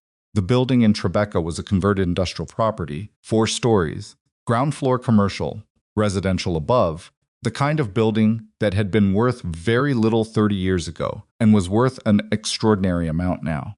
It was held through Meridian Coastal LLC, which was held through 2 other shells, which eventually resolved to a Cyprus entity that Nia's records showed had been established not 2 years ago with the rest of the conspiracy's architecture, but 16 years ago. 3 years before Arturo Vescari's official death. Malcolm stood on the sidewalk across from it and looked at it for a moment. The rain had thinned, but not stopped. The street was empty in the specific way that Manhattan streets are empty, At 2 in the morning, not truly empty, never truly empty, but sparse enough that the loneliness of it was audible. He had 4 men with him. Torres and 3 others who owed their positions to Malcolm directly, who had been recruited by Malcolm personally, and whose loyalty to him specifically he was as certain of anything left in his organization tonight, which was not as certain as he would have preferred. He looked at the building. He thought about a hospital room in Palermo that he had not been in because his father had died in transit, and there had been no room, no last conversation, no last anything, just an absence where a person had been, and then was not. He thought about standing at a grave. He thought about Nia's voice 20 minutes ago, saying, "Your father is alive, and he's been working with Victor." He thought about the specific sentence Victor had not finished in the hallway. "I was at the hospital when your mother," he went in. The top floor. Of course, the top floor. His father had always preferred elevation. Had explained it once, when Malcolm was perhaps 14, as a practical matter of sightlines and warning time. You want to see what's coming. You get above it. The stairwell was clean and quiet. His men moved in the specific way that trained men move in confined spaces. Economical, close to the wall, communication in hand signals and eye contact. Malcolm moved with them and registered, somewhere in the part of his mind still capable of registering things, that this was the second stairwell he'd been in tonight, and that the night had lasted approximately 11 years. Top floor. 1 apartment. Door at the end of the hall. Light under the door. He told his men to hold the stairwell. They didn't like it. He told them again. He knocked. The door opened. Arturo Vescari was shorter than Malcolm remembered him. Or Malcolm was taller. Probably both. He was 73 years old, and he carried it differently than Victor did, not softened, but compressed, the way Malcolm had originally expected Victor to look. White at the temples, the same gray eyes that Malcolm saw in his own mirror every morning. He was wearing a cardigan, which was so domestically incongruous with everything that Malcolm almost said something about it, and then didn't. "Come in," his father said. Malcolm went in. The apartment was sparse. Table, chairs, a laptop open on the table, a window overlooking the street below. No evidence of comfort. No evidence of a life being lived here, as opposed to a position being occupied. His father had always been this way, present, without settling, inhabiting space, without claiming it. Malcolm stood in the middle of the room, did not sit, did not move toward the table. "You faked your death," he said. "I took a necessary absence," Arturo said. "You faked your death and let me stand at an empty grave, and then spent 11 years watching me from a distance while building a mechanism to remove me from everything I built." Malcolm's voice was still winter, still January air, but there was something underneath it now that had not been there 46 floors, up a temperature that was not cold, that was actually the opposite of cold, that he was keeping contained with everything he had. "Tell me which part of that was necessary." Arturo sat down at the table, gestured at the other chair. Malcolm did not take it. "You were making decisions I couldn't reach you about," Arturo said. "Tried, through Victor, through other channels you weren't listening. You were rebuilding the organization according to a vision that I believed would destroy it. I made a decision about how to address that." He paused. "I made mistakes in the execution. You tried to have me killed. The original plan did not include your death. Victor hired contractors through the Dragovic network. Victor," Arturo said, "made additions to the plan that I had not authorized." For the first time, something moved in his expression. Not regret, something more complicated. The specific displeasure of a man who delegated and was let down. "I wanted you removed from operational control. I did not want you dead. Victor took the decision further than I sanctioned. And the woman you designed as my scapegoat," Malcolm said. "Did you sanction that?" Arturo looked at him. "I was told she was involved with the financial irregularities. She was the one exposing them," Malcolm said. "Everything you think Victor told you about Nia Holloway was a lie constructed to give you a clean conscience about using her." He watched his father's face. "Victor was running his own play inside your play, old man. He wasn't restoring your organization. He was taking it for himself. You were part of his mechanism the same way Nia was supposed to be part of his mechanism. He was going to use your name and your authority to legitimize the transition, and then you would have found yourself in a very different kind of necessary absence." The room was quiet. Arturo looked at the table for a long moment. His hands, folded on the surface, were the hands of an old man veined still, the hands of someone who had done a great deal and was done doing it and had not fully accepted that yet. "Prove it," he said. Malcolm reached into his jacket. "Put the encrypted drive on the table. Access code 1147 Sierra Echo," he said. "First layer. Pull the Vecchio communications and read them against the Caruso financial architecture. Your man Edwin spent 2 years building a legal structure to transfer Vescari territory to a holding entity you have no ownership in. Victor's family trust holds minority positions in every entity in the transfer chain. After the acquisition, you would have received a nominal consulting role and a property in Portugal." He paused. "That's what 36 years of loyalty bought you." Arturo looked at the drive. He did not touch it. "The girl built this," he said. "Her name is Nia." "How did she was invisible?" Malcolm said. "To you, to Victor, to everyone in that building. She walked through your operation for 8 months, and nobody thought to stop her, because nobody thought she was capable of what she was doing." He pulled out the chair and sat down now, not because he'd relaxed, but because this next part required proximity. "She saved my life tonight. She saved your organization tonight. The organization that Victor convinced you I was destroying, she put herself between it, and a conspiracy that would have consumed it entirely. And she did it alone. And she did it because 2 years ago I said, please, when I asked her to bring me coffee." Arturo looked at him. Something in the old man's face had shifted, not dramatically, not in the way that made for a clean turning point, but something was different from when Malcolm had walked through the door, and it had something to do with the specific way you look at a person when you realize you have been told a version of them for so long that you forgot it was a version. "What do you want from me?" Arturo said. "Tonight," Malcolm said, "I want you to come with me. And after tonight, we'll have that conversation in a room that isn't owned by a Cyprus shell company." He looked at his father steadily. "But I want you to understand something before we leave here. Whatever comes next, whatever you and I have to work through, whatever that looks like, however long it takes, it happens on terms I set, not Victor's terms, not the terms of the organization you built in 1987, mine." He paused. "This is not negotiable." Arturo looked at his son for a long time. "You sound like me," the old man said. "I sound like the version of you that was right," Malcolm said. His phone rang when they were in the stairwell. He answered it, already moving. "Malcolm," Nia's voice. The specific quality of her voice when something was wrong, not panicked. Never panicked, but stripped of everything except information. "Dragovic is moving. He stopped on the second floor landing. I thought the claim was voided. It is. This isn't financial. He's activated a secondary asset, a physical team. Based on what I'm seeing in the communications archive, he has men moving toward this building right now. Not Tribeca. Here, Vescari headquarters." A pause short, the kind that happens when someone is reading something while talking. He's not after the money anymore. He knows the money is gone. He's going after the evidence, the drive. Victor. Victor is secured. "Malcolm, Dragovic has had people inside this building's network for 2 months. He knows this building better than we do." Her voice dropped half a step. "I'm looking at a communication sent 4 minutes ago from an asset Caruso maintained independently of Victor's structure. Separate network, separate chain. Dragovic's team has a building access protocol that wasn't in Derek's files. It's older. It predates Derek's involvement entirely." Malcolm looked at his father, standing 2 steps below him, on the landing with the cardigan and the gray eyes, and the 11 years of silence between them. "How long?" Malcolm said into the phone. "Based on the deployment communication," another pause. "They're already in the building," Malcolm said Trucci.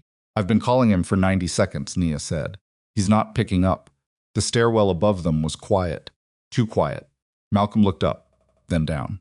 He looked at Torres, who had heard enough of the call to already be repositioning back against the wall. Hand at his side, eyes moving between the upward and downward doors. "The lobby," Malcolm said quietly. Torres shook his head. "They're in the building already." "They came in the same way Victor did," Malcolm said. "The service entrance. Which means they came up, not down. We go down, we go toward them. Or they split the team." "Or they split the team," Malcolm agreed. He looked at his father. "Stay behind me," he said. It was not the sentence either of them had expected to be said on this, in the middle of this night, and it carried with it approximately 11 years of meaning that neither of them was equipped to address right now. And both of them understood completely. Arturo Vescari nodded. They moved. The second-floor landing was clear.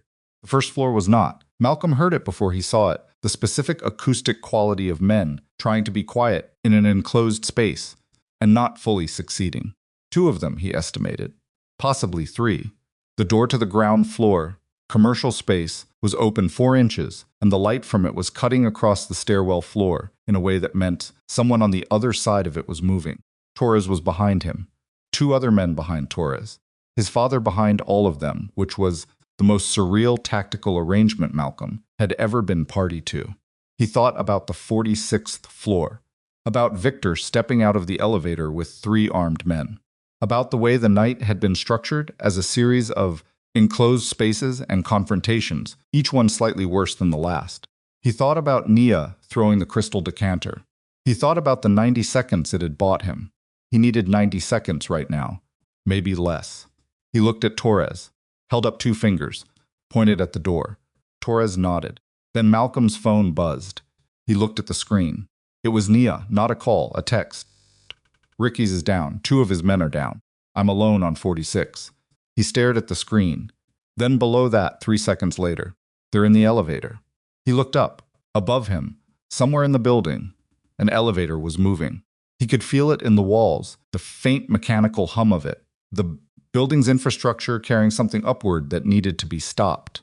And he was on the 1st floor. And there were men on the other side of a door 4 inches away.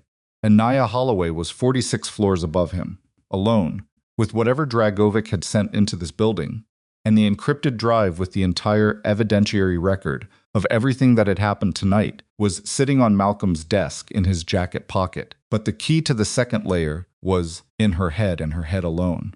He looked at Torres. Torres looked at the door.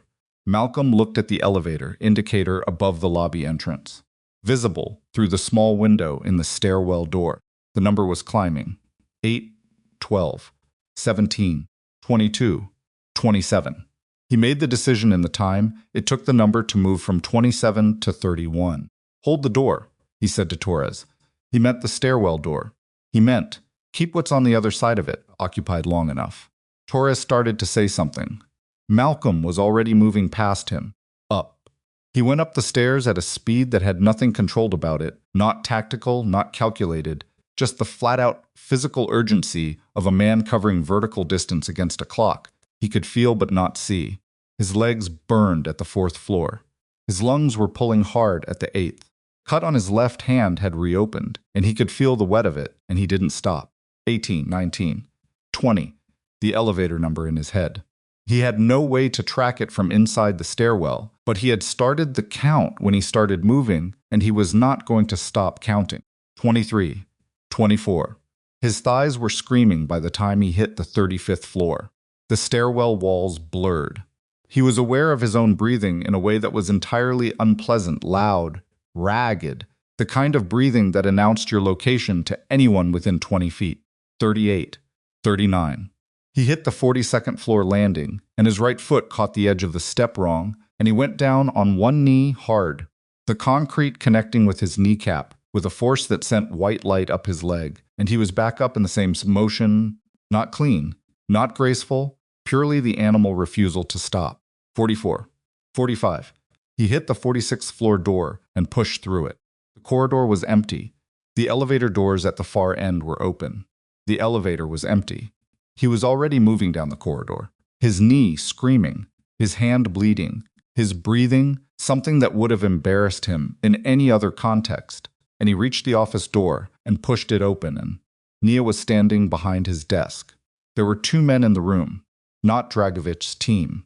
That had been his immediate fear, but these were not Dragovic's men. One of them was face down on the floor near the window, with his hands zip-tied behind him, using what appeared to be a power cord, and the other one was backed against the far wall with both hands raised, and an expression that communicated complete and total recalibration of the situation he had walked into.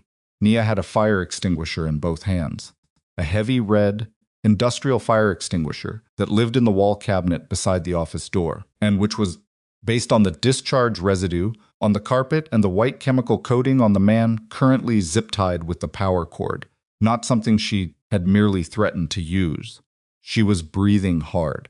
Her left arm had a long red mark on it that was going to be a significant bruise tomorrow. Her face had a smear of something the extinguisher discharged, probably across one cheekbone. She looked at Malcolm standing in the doorway. He looked at her. There were two, she said. She said it like a status report, like she was debriefing after an ordinary task. Her voice was doing the thing where it was steadier than her body, and her hands on the extinguisher were not steady, they were shaking. Actually, now that the immediate crisis had resolved, the specific shake of adrenaline with nowhere left to go. They came in through the elevator. I heard them at 38. I hid near the door. When the first one came through, I hit him with. She looked at the extinguisher. This. And the second one? He was more cautious. He waited. She put the extinguisher down on the desk. It made a heavy sound. I sprayed him before he could fully come through the door. He couldn't see. I hit him again. A pause. Twice. Malcolm crossed the room. He stood in front of her. He looked at the mark on her arm, at her face, at her hands, which had stopped shaking as he reached her, which might have been coincidence. The laptop, she said. What, the laptop? She pointed at the desk. I kept monitoring while they were in the elevator. Dragidget's team. There were 6 of them total. Torres has 2 downstairs. I heard it go loud about 4 minutes ago. You have 2 up here. She picked up the laptop with both hands and turned it toward him. That leaves 2 unaccounted for. He looked at the screen. The network monitoring panel. The building access log. 2 entries in the service stairwell access record, timestamped 3 minutes ago. Service stairwell, 43rd floor. Moving up, he looked at Nia. She looked at him. Call Torres, she said. He reached for his phone. From the stairwell at the end of the corridor, not the elevator. The stairwell. The one he had just come up there was a sound. A door, footsteps. Malcolm turned. The corridor was still empty. But it would not be empty for long. And between the end of that corridor and the office where they were standing was approximately 40 feet of narrow space with no cover and no exits, and one door that locked from the inside if you had the time to. Reach it, which Malcolm was calculating he did not. He looked at Nia. Get behind the desk, he said. She did not move. Nike, there's a secondary access panel behind the bookcase, she said. Her voice had gone back to the information delivery register. The one she'd been using since 8 o'clock this morning, when she sat down across from him and told him he had a traitor in his house. I found it in the building schematic 6 months ago. It connects to the executive service corridor on 45. If you need an exit, I'm not leaving. I know you're not leaving, she said. I'm telling you it's there if we need it. She looked at him steadily. I am not going behind the desk, Malcolm. This is my fight as much as yours, and I need you to stop treating it like something I need to be protected from. He looked at her. The footsteps in the corridor were getting closer. He handed her the letter opener from his desk. It was heavy, solid brass, a gift from someone, long ago, that he'd never gotten around to discarding. It was not a weapon. It was better than nothing. She took it. He turned to face the door. The footsteps stopped. A long silence. Then a voice from the corridor accented, deliberate, the voice of a man who was not in a hurry, because he believed the numbers were in his favor. Mr. Vescari, the voice said, my employer would like his money returned. He understands it may not be immediately possible. He is prepared to accept the encryption key as an interim. Tell your employer, Malcolm said, that he has approximately 90 seconds before this building fills up with people who will make the rest of this conversation irrelevant. Pause. Your security chief is unconscious, the voice said. Your communications have been jammed on the primary frequencies for the last 6 minutes. The men you brought in tonight are occupied. Another pause. The 90 seconds is a number you do not have. Malcolm said nothing. Nia looked at the network panel on the laptop. She looked at it for 3 seconds. Then she looked at Malcolm and said, quietly enough that it wouldn't carry to the corridor, the jamming signal is running through the building's own communications infrastructure. Same architecture as the network flood. If I can pull the emergency bandwidth tool again, how long? 40 seconds, maybe less. And in 40 seconds, the jamming drops, and you can reach Torres and Ricci and anyone else in this building who is still functional. She held his eyes. 40 seconds. He looked at the door, looked at her. Do it, he said.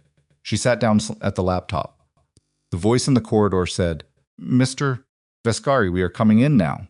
Malcolm picked up the crystal decanter from the serving tray, the replacement one, a different cut glass, also expensive, and weighed it in his right hand. He almost laughed. He didn't. The door handle moved. Nia's fingers were on the keyboard. The night, which had already lasted 11 years and 36 hours, and the length of an entire career spent invisible, was not finished. The door came open fast. Not kicked, pushed, hard, the controlled entry of men who had done this before, and preferred not to make more noise than necessary. Two of them threw the frame in under 2 seconds. The first one already scanning left, the second covering right, their movements rehearsed and clean, and completely prepared for a room containing one tired man and one woman. They were not prepared for Malcolm Vescari throwing a crystal decanter at point-blank range. He didn't aim for a person. He aimed for the space between them, the same instinct Nia had used in the hallway 3 hours ago. The same terrible logic of using sound and glass, and the involuntary animal flinch of the human body to buy 2 seconds that would otherwise not exist. The decanter hit the doorframe and came apart in a way that was extraordinary. The sound of it was concussive in the enclosed space. Both men flinched left. The one in front raised his arm across his face. Malcolm moved right. He hit the first man's shoulder first, low, the kind of tackle that had nothing elegant about it. Not a trained fighter's move, just 200 pounds of forward momentum aimed at a center of gravity. They went sideways into the second man, and all three of them, connected with the office wall in a compression of bodies and a sound like something structural had failed. Nia was on her feet. She had 30 seconds on the bandwidth tool. She had counted them. She was at 19. She stayed at the keyboard. The struggle behind her was not a sound she could afford to turn around for. She knew that. She had made the decision before Malcolm made his move, and she was holding it now the way you hold a decision that costs you something with everything you have, not because it doesn't hurt, but because the alternative costs more. 22, 23. Malcolm's knee, the one that had hit the stairwell concrete on the way up, gave on the second exchange, and he went down on it again. The same white light impact, and the man he'd been holding used the moment to get an elbow across Malcolm's cheekbone that turned his vision sideways and bright for a fraction of a second. He came back from it by feel more than sight, grabbed the man's jacket, pulled. The second man was up, coming around. 27, 28. Malcolm Nia's voice warning him, because she could see what he couldn't from her angle. He rolled left on pure instinct, and the second man's knee connected with the floor where Malcolm's ribs had been, instead of Malcolm's ribs, which was the difference between broken and not broken, and he was grateful for it in the distant way that you're grateful for things, when you don't have time to feel them. 29, 30. She hit execute. The emergency bandwidth tool ran.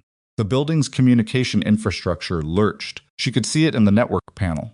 The power draw spiking, 4 separate secondary systems going into automatic load reduction simultaneously, and the jamming signal that had been running through the primary frequencies for 6 minutes collapsed like a wall coming down.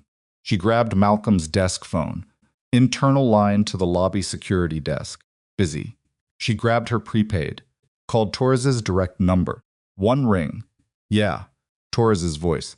Breathing hard but present and functional, and the most reassuring sound she had heard in the past 40 seconds. 46, she said. Now she dropped the phone, picked up the fire extinguisher.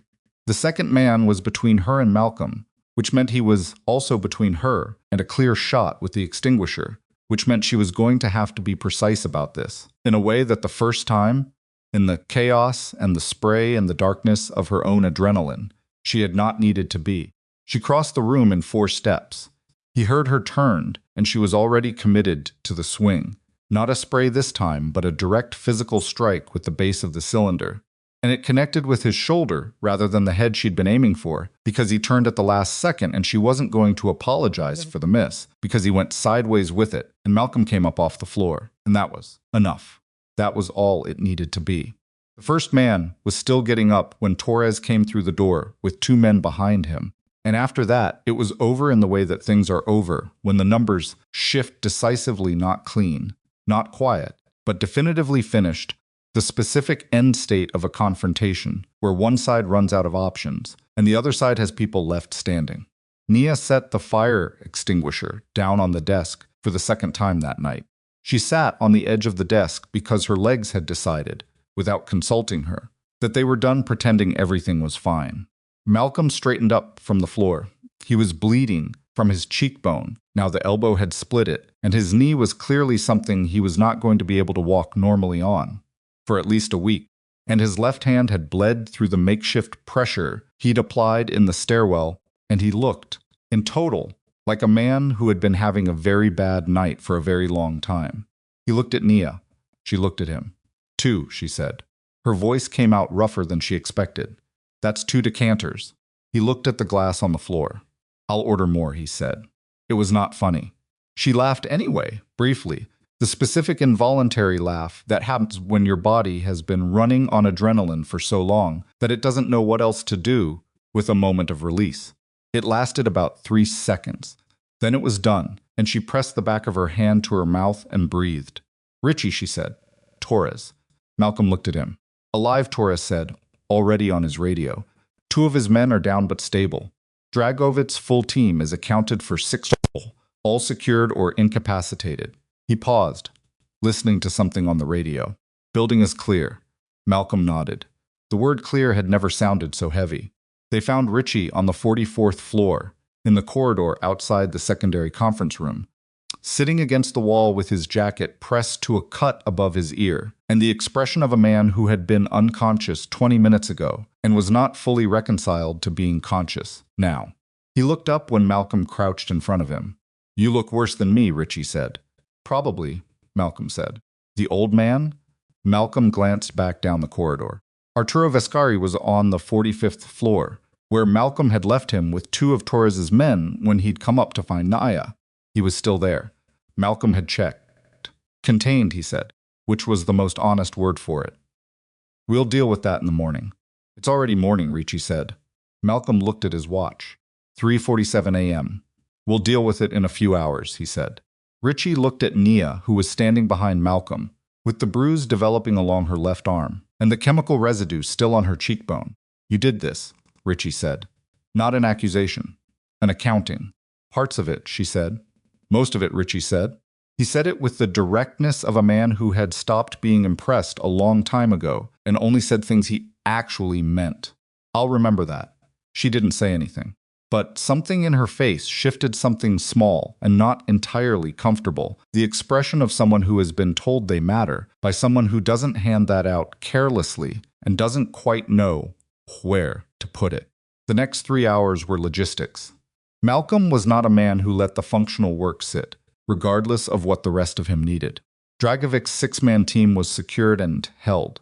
Victor's original 3 men from the hallway confrontation were still in the locked conference room on 45.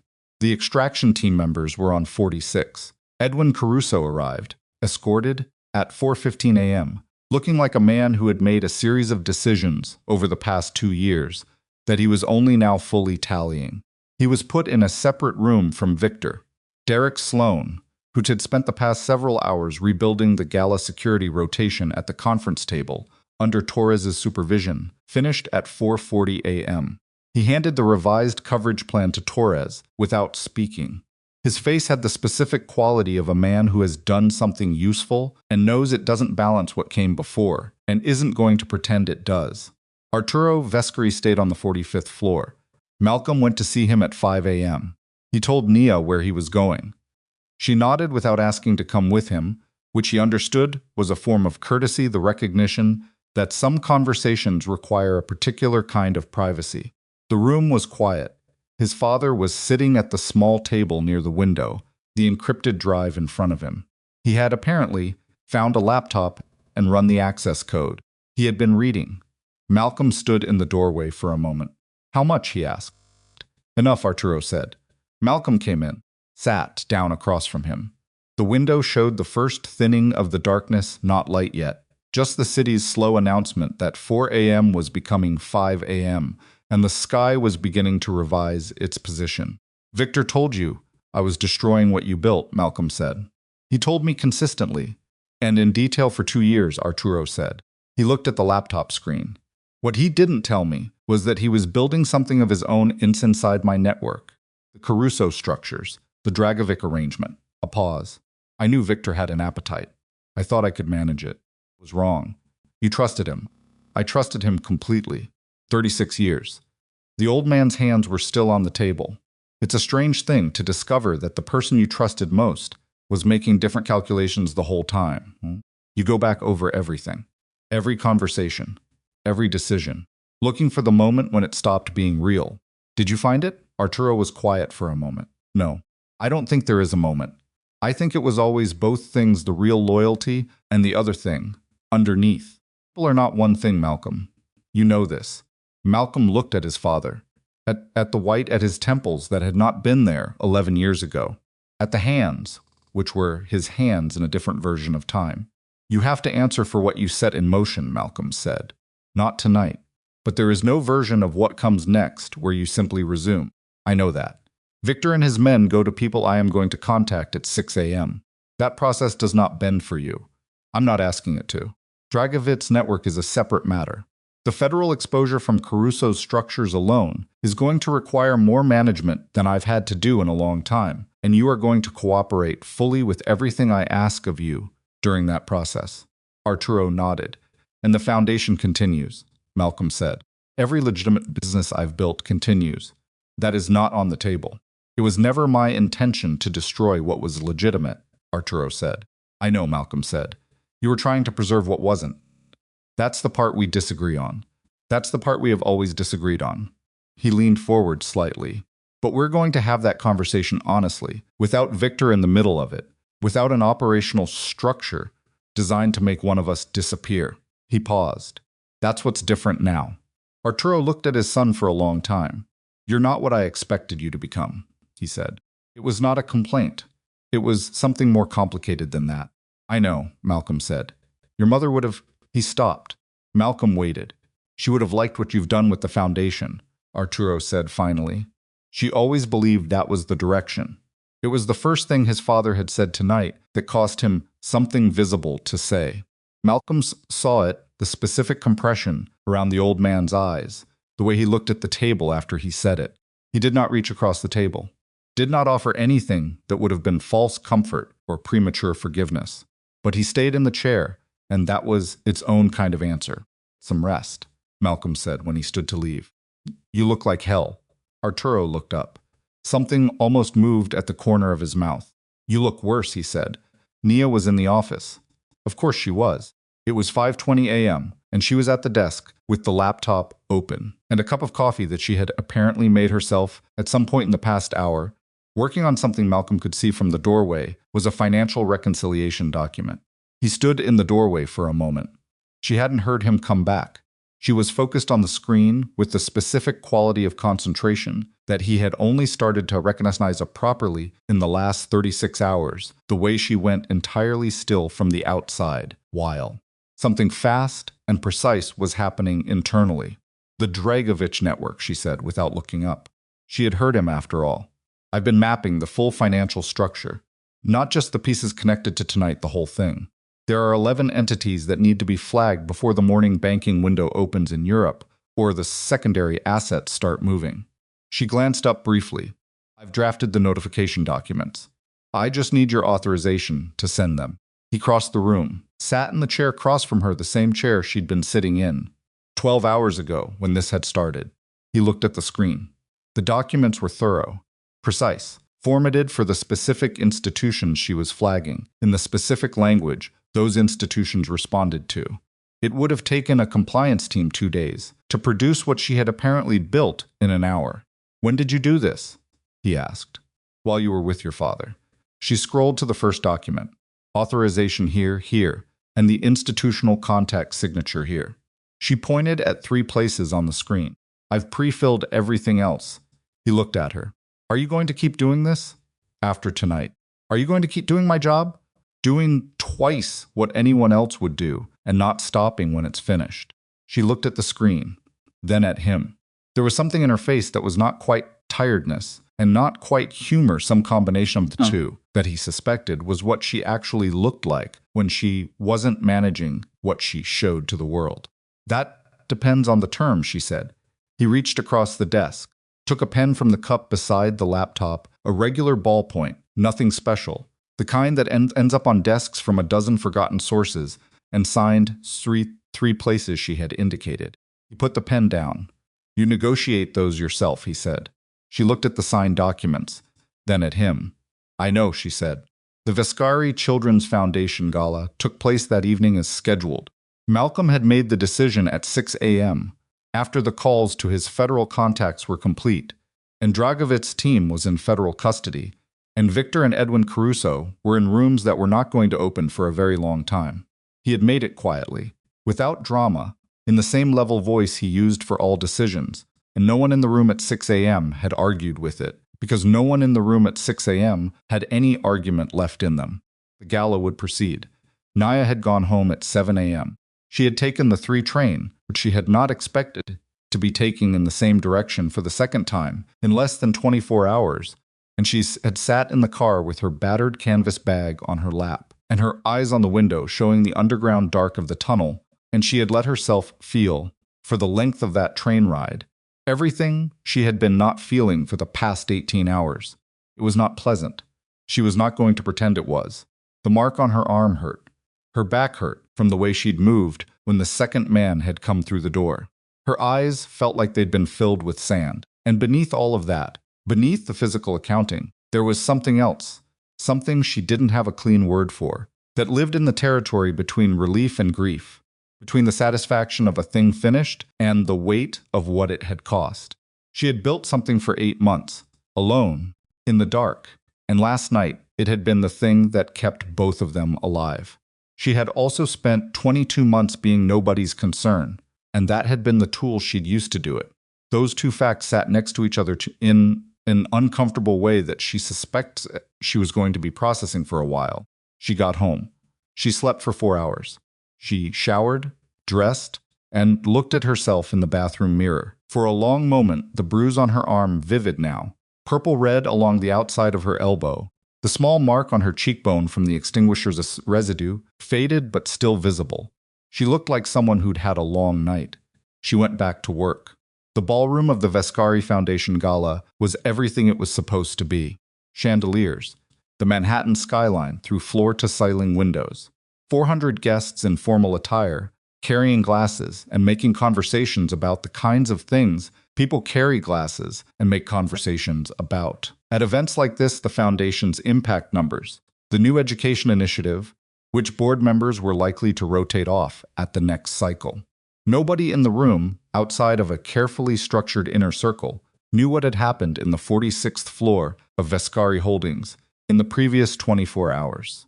Nobody knew that the security coverage they were standing inside had been rebuilt from scratch at 4 a.m. by a man who had helped destroy it.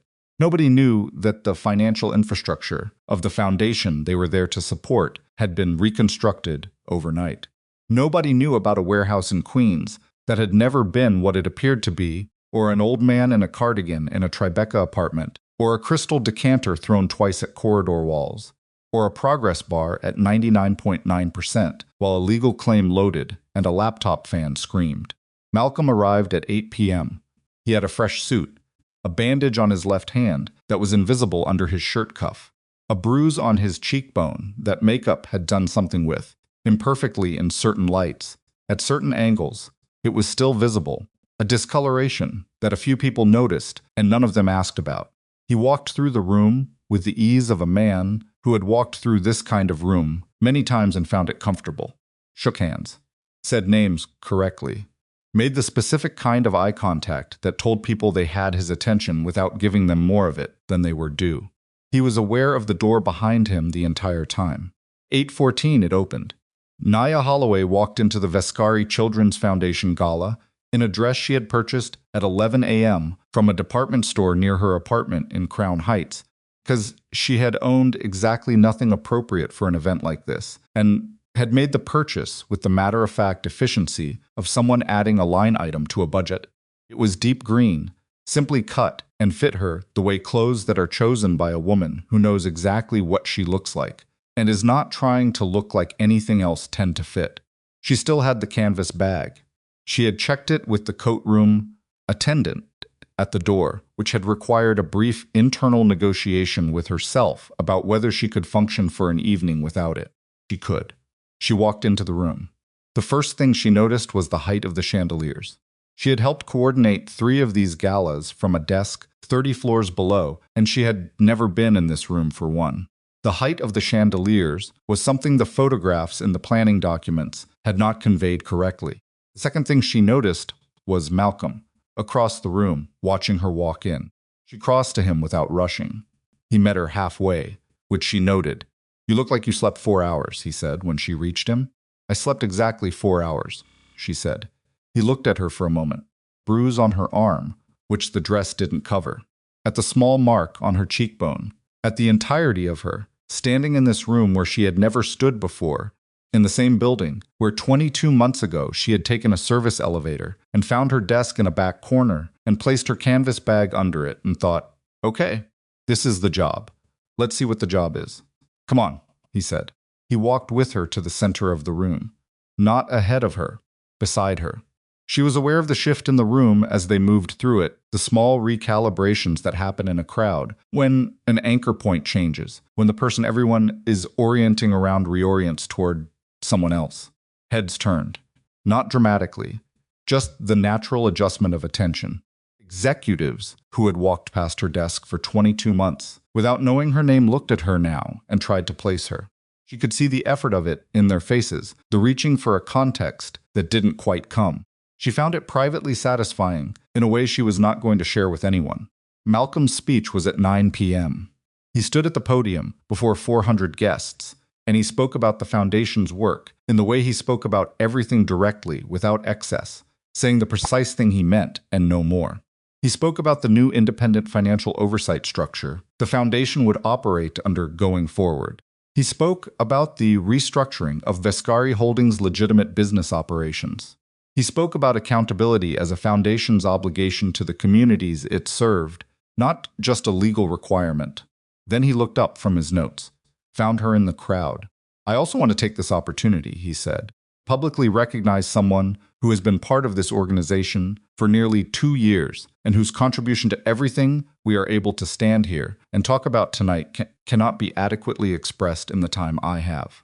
He paused. "Most of you don't know her name. That changes tonight. Nia Holloway is being appointed Senior Financial Advisor to Vescari Holdings. Pending a contract, she has informed me she intends to negotiate herself. I expect her terms will be thorough." There was laughter from the people closest to her, because apparently something in her face was amusing. The room applauded. Nia stood in the middle of it and felt the sound of it wash over her. 400 people who didn't know a single true thing about what had happened in the past 36 hours and thought, "I didn't do it for this." And then immediately, "But this is not nothing." She accepted both things. That was new. In previous versions of herself, she would have deflected the recognition, filed it under unnecessary, kept her head down and her eyes on the next problem. The version of herself that had spent 8 months building an investigation from a desk that nobody thought to look at had trained that reflex very effectively. But she had also thrown 2 crystal decanters in one night and zip-tied a man with a power cord, and hit another one with a fire extinguisher twice, and it turned out that doing those things surviving, those things had adjusted certain internal calibrations. She was allowed to stand in a room and be seen. She was allowed to take up space. After the speech, a woman in her 60s with a city official's name tag approached Nia and asked her about the restructuring and whether it would affect the Foundation's grant cycle. Nia answered the question precisely and completely, and the woman thanked her and walked away, and then stopped and came back and said, "I'm sorry, what did you say your name was?" "Nia Holloway," she said. The woman nodded, repeated it back to herself quietly, the way people do when they're filing something. Walked away.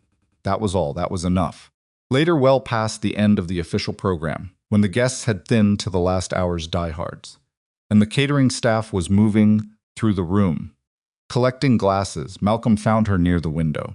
She was looking at the skyline. Not because it was beautiful, although it was, but because it was a thinking position. She did her best thinking when she had something large and geometric to anchor her eyes on.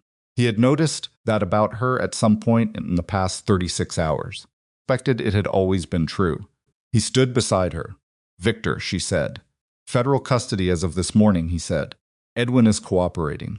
Lena Moretti reached out through her attorney at 3 p.m. and is providing documentation on the Dragovic International Network. That's a separate federal matter now, largely out of my hands. Derek resigned, cooperated fully. He'll live quietly somewhere that isn't this city. He paused. His daughter is clean. His son's exposure, the Victor, used against him.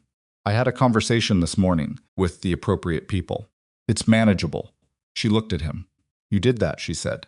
Derek made a bad choice under unbearable pressure, Malcolm said. That doesn't disappear.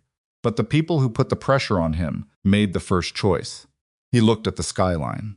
I'm not interested in punishing the person Victor victimized to get what he needed. There are enough people to hold accountable without adding him to the list. She thought about that. Thought about the 8 months she had spent building an investigation into men who thought she was furniture, and whether she felt something like gratitude for having been underestimated, and decided the answer was complicated and true in both directions. Your father, she said, a pause. Longer than the others. That's a longer conversation than tonight has room for, Malcolm said. He's being managed by people I trust. He cooperated with the federal contacts this morning. The information he has on the Dragovic network's older architecture is significant. That buys him something. Not everything. Something. He looked at the window. He and I have things to talk about that aren't anyone else's business yet. She nodded. She understood the difference between things that were her business and things that weren't. The line had shifted significantly in the past 36 hours, but it hadn't disappeared. The drive, she said. Still in my pocket, he said. He reached in and put it on the window ledge between them. The second layer key is in my head, she said. I know. That's a significant amount of trust, she said. Given that 12 hours ago, you were prepared to have me explain $4.8 million in missing funds, but 15 hours ago, he said, and I wasn't prepared to have you explain it. I was hoping you could. He looked at her. There's a difference. She looked at the drive on the window ledge. Why did you say please? She asked. He looked at her. Didn't understand the question, or perhaps understood it exactly and was deciding how to answer. 2 years ago, she said. The first morning I worked here. You came in, I had your coffee, and you said, please, he said. Yes. Because you were doing something for me, he said, as if it were obvious. Because that's what you say when someone does something for you. She looked at him. You'd be surprised how rarely that holds in this building. I wouldn't, actually, he said. I've been watching this building for a long time. Not watching me, though. No, he said. Not watching you. He held her gaze. That was a significant error in judgment on my part. I intend to correct it. She looked at the city outside the window. The rain was gone. The sky was the specific clear black of a city that had burned through its weather and come out the other side. Manhattan moved below them exactly as it had always moved the lights. The water, the slow, enormous machinery of it, indifferent and perpetual. I have conditions, she said, for the contract. You mentioned, he said, independent auditing authority. No exceptions, no restricted zones. If I'm reconstructing the financial infrastructure, I need full visibility into all of it, including the parts that are not technically public. Agreed. Outside consultants of my choosing. Not yours. Mine. Agreed. Direct access to you. Not through intermediaries. Not scheduled 6 weeks out, not filtered through anyone. If I need to talk to you, I talk to you. You seem to have managed that already, he said. Given tonight, I'd prefer not to have to throw a decanter every time I need your attention, she said. He almost smiled. She had noticed in the past 36 hours that he almost smiled with notable frequency and actually smiled almost never, and she was developing a theory that the almost ones were more honest. An office, she said. That belongs to me. Which floor? 46, she said, with the window overlooking the river. Pause. That's my floor, he said. I know, another pause. There's a corner office on the north side. River view. It hasn't been used in a year. Then it's not being used, she said. He looked at her for a moment. Anything else? She looked at the canvas bag she'd reclaimed from coat check, sitting on the floor beside her. The battered army green canvas bag with the fraying strap, the bag she'd carried through every morning of the past 22 months, packed the night before with everything she might need. A better bag, she said, at some point. When I have time to buy one. He looked at the bag, looked at her. I'll add it to the contract, he said. She laughed. It came out differently than the one in the office an hour after the confrontation. That one had been involuntary, the body's emergency valve. This one was actual. She heard the difference. He heard it too. She could tell by the way he looked at her when it happened. She picked up the drive from the window ledge, held it for a moment. The second key, she said. If something happens to me, nothing is going to happen to you, he said. Flat. Certain. Malcolm. Nothing, he said again. Not a sentiment. A statement of operational intent. The voice of a man who had learned something tonight about what he was willing to spend and what he was not. She looked at him for a moment. Then she put the drive back in her bag. Then I'll keep it, she said. Outside the window, the city moved. Below them in the emptying ballroom, the last guests were gathering their things, and the staff was folding tables with the quiet efficiency of people who had done this many times and found it ordinary. The chandeliers were still burning. The skyline was what it always was. The money was back where it belonged. The traitors were in federal custody, or cooperating or sitting quietly in rooms being managed by people Malcolm trusted. The foundation would have its new oversight structure in place before the next grant cycle. The Dragovich network was in the hands of people with federal jurisdiction and significant motivation. And Nia Holloway, who had walked into this building carrying a clearance drugstore thermos and a 2-year plan to be invisible enough to be useful, was standing 46 floors above the city she'd grown up in. Beside them is who had said, please, looking at a skyline that had not changed, and a world that had. She was not the same woman who had sat on the 3 train that morning, counting spreadsheet discrepancies. She was not sure yet exactly what she was instead. That was going to take longer than one night to work out. And she had never been afraid of work.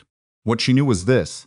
She had walked into a room where everyone expected her to be guilty, and she had been the only person in that room prepared for what came next. She had built the tools before she needed them.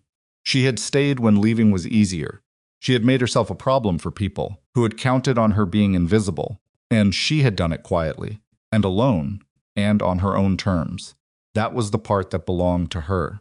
Not the recognition, not the title, not the office with the river view. Those were real, and she intended to keep them, but they were not the thing. The thing was the 8 months of work nobody saw. The thing was the encrypted drive and the parallel investigation, and the 12 uninterrupted minutes she had needed and fought for and gotten. The thing was that she had known, for a very long time, exactly what she was capable of. She had simply been waiting, patiently, for the room to catch up. She looked at Malcolm. He was watching the city with the expression of a man who had come through something significant and was still taking the measure of it. The bruise on his cheekbone was visible in the window glass's reflection. His left hand, where the cut had dried, was held slightly away from his side in the unconscious way of a person protecting an injury they've stopped thinking about. He looked for the first time in 36 hours, like a man who had found the edges of what the night was going to cost him, and was beginning the longer work of deciding what to do with that. Why did you save me? He asked. He said it quietly, not quite looking at her. The question of a man who was not entirely sure he was asking it out loud on purpose. You could have run 6 months ago, when you first understood what you'd found. Could have taken what you'd built and disappeared. She had thought about this. She had thought about it at 2 a.m. on many different nights. In the interval between finishing one piece of the investigation and starting the next, in the specific hour when this work stops, being enough to fill the space, and you have to sit with the reason you're doing it. Because when everyone else looked through me, she said, you said please. He turned and looked at her then. Really looked the way he had first looked at her across his desk, at the beginning of all of this, when she placed the encrypted drive beside his evidence and refused to beg. The look that had made her feel, for the first time in 22 months, like something other than furniture. That's a low bar, he said. Yes, she said, it is. She held his gaze. You'd be surprised how many people don't clear it. He held her gaze. Outside, Manhattan was doing what Manhattan did, moving, building, spending itself and rebuilding the way it always had, and presumably always would, indifferent to the particular lives being lived above and inside and beneath it. Come on, Malcolm said. It's late. It's early, she said. That too. She picked up the canvas bag. He held the elevator. They went down together, in the particular silence of two people who have run out of things that need to be said and have not yet run out of things worth saying. The lobby was empty. The rain had stopped. Somewhere in the city, the 3 train was running, and Nia Holloway, invisible no longer, on terms entirely her own, walked out of the building into the early morning. The sky above Manhattan, the specific gray-purple of a city, catching its breath before the next day begins. And knew, with the same certainty she'd had about every spreadsheet that didn't balance, every thread that needed pulling, every quiet, calculated risk she'd taken in the dark while nobody was watching, she was exactly where she was supposed to be.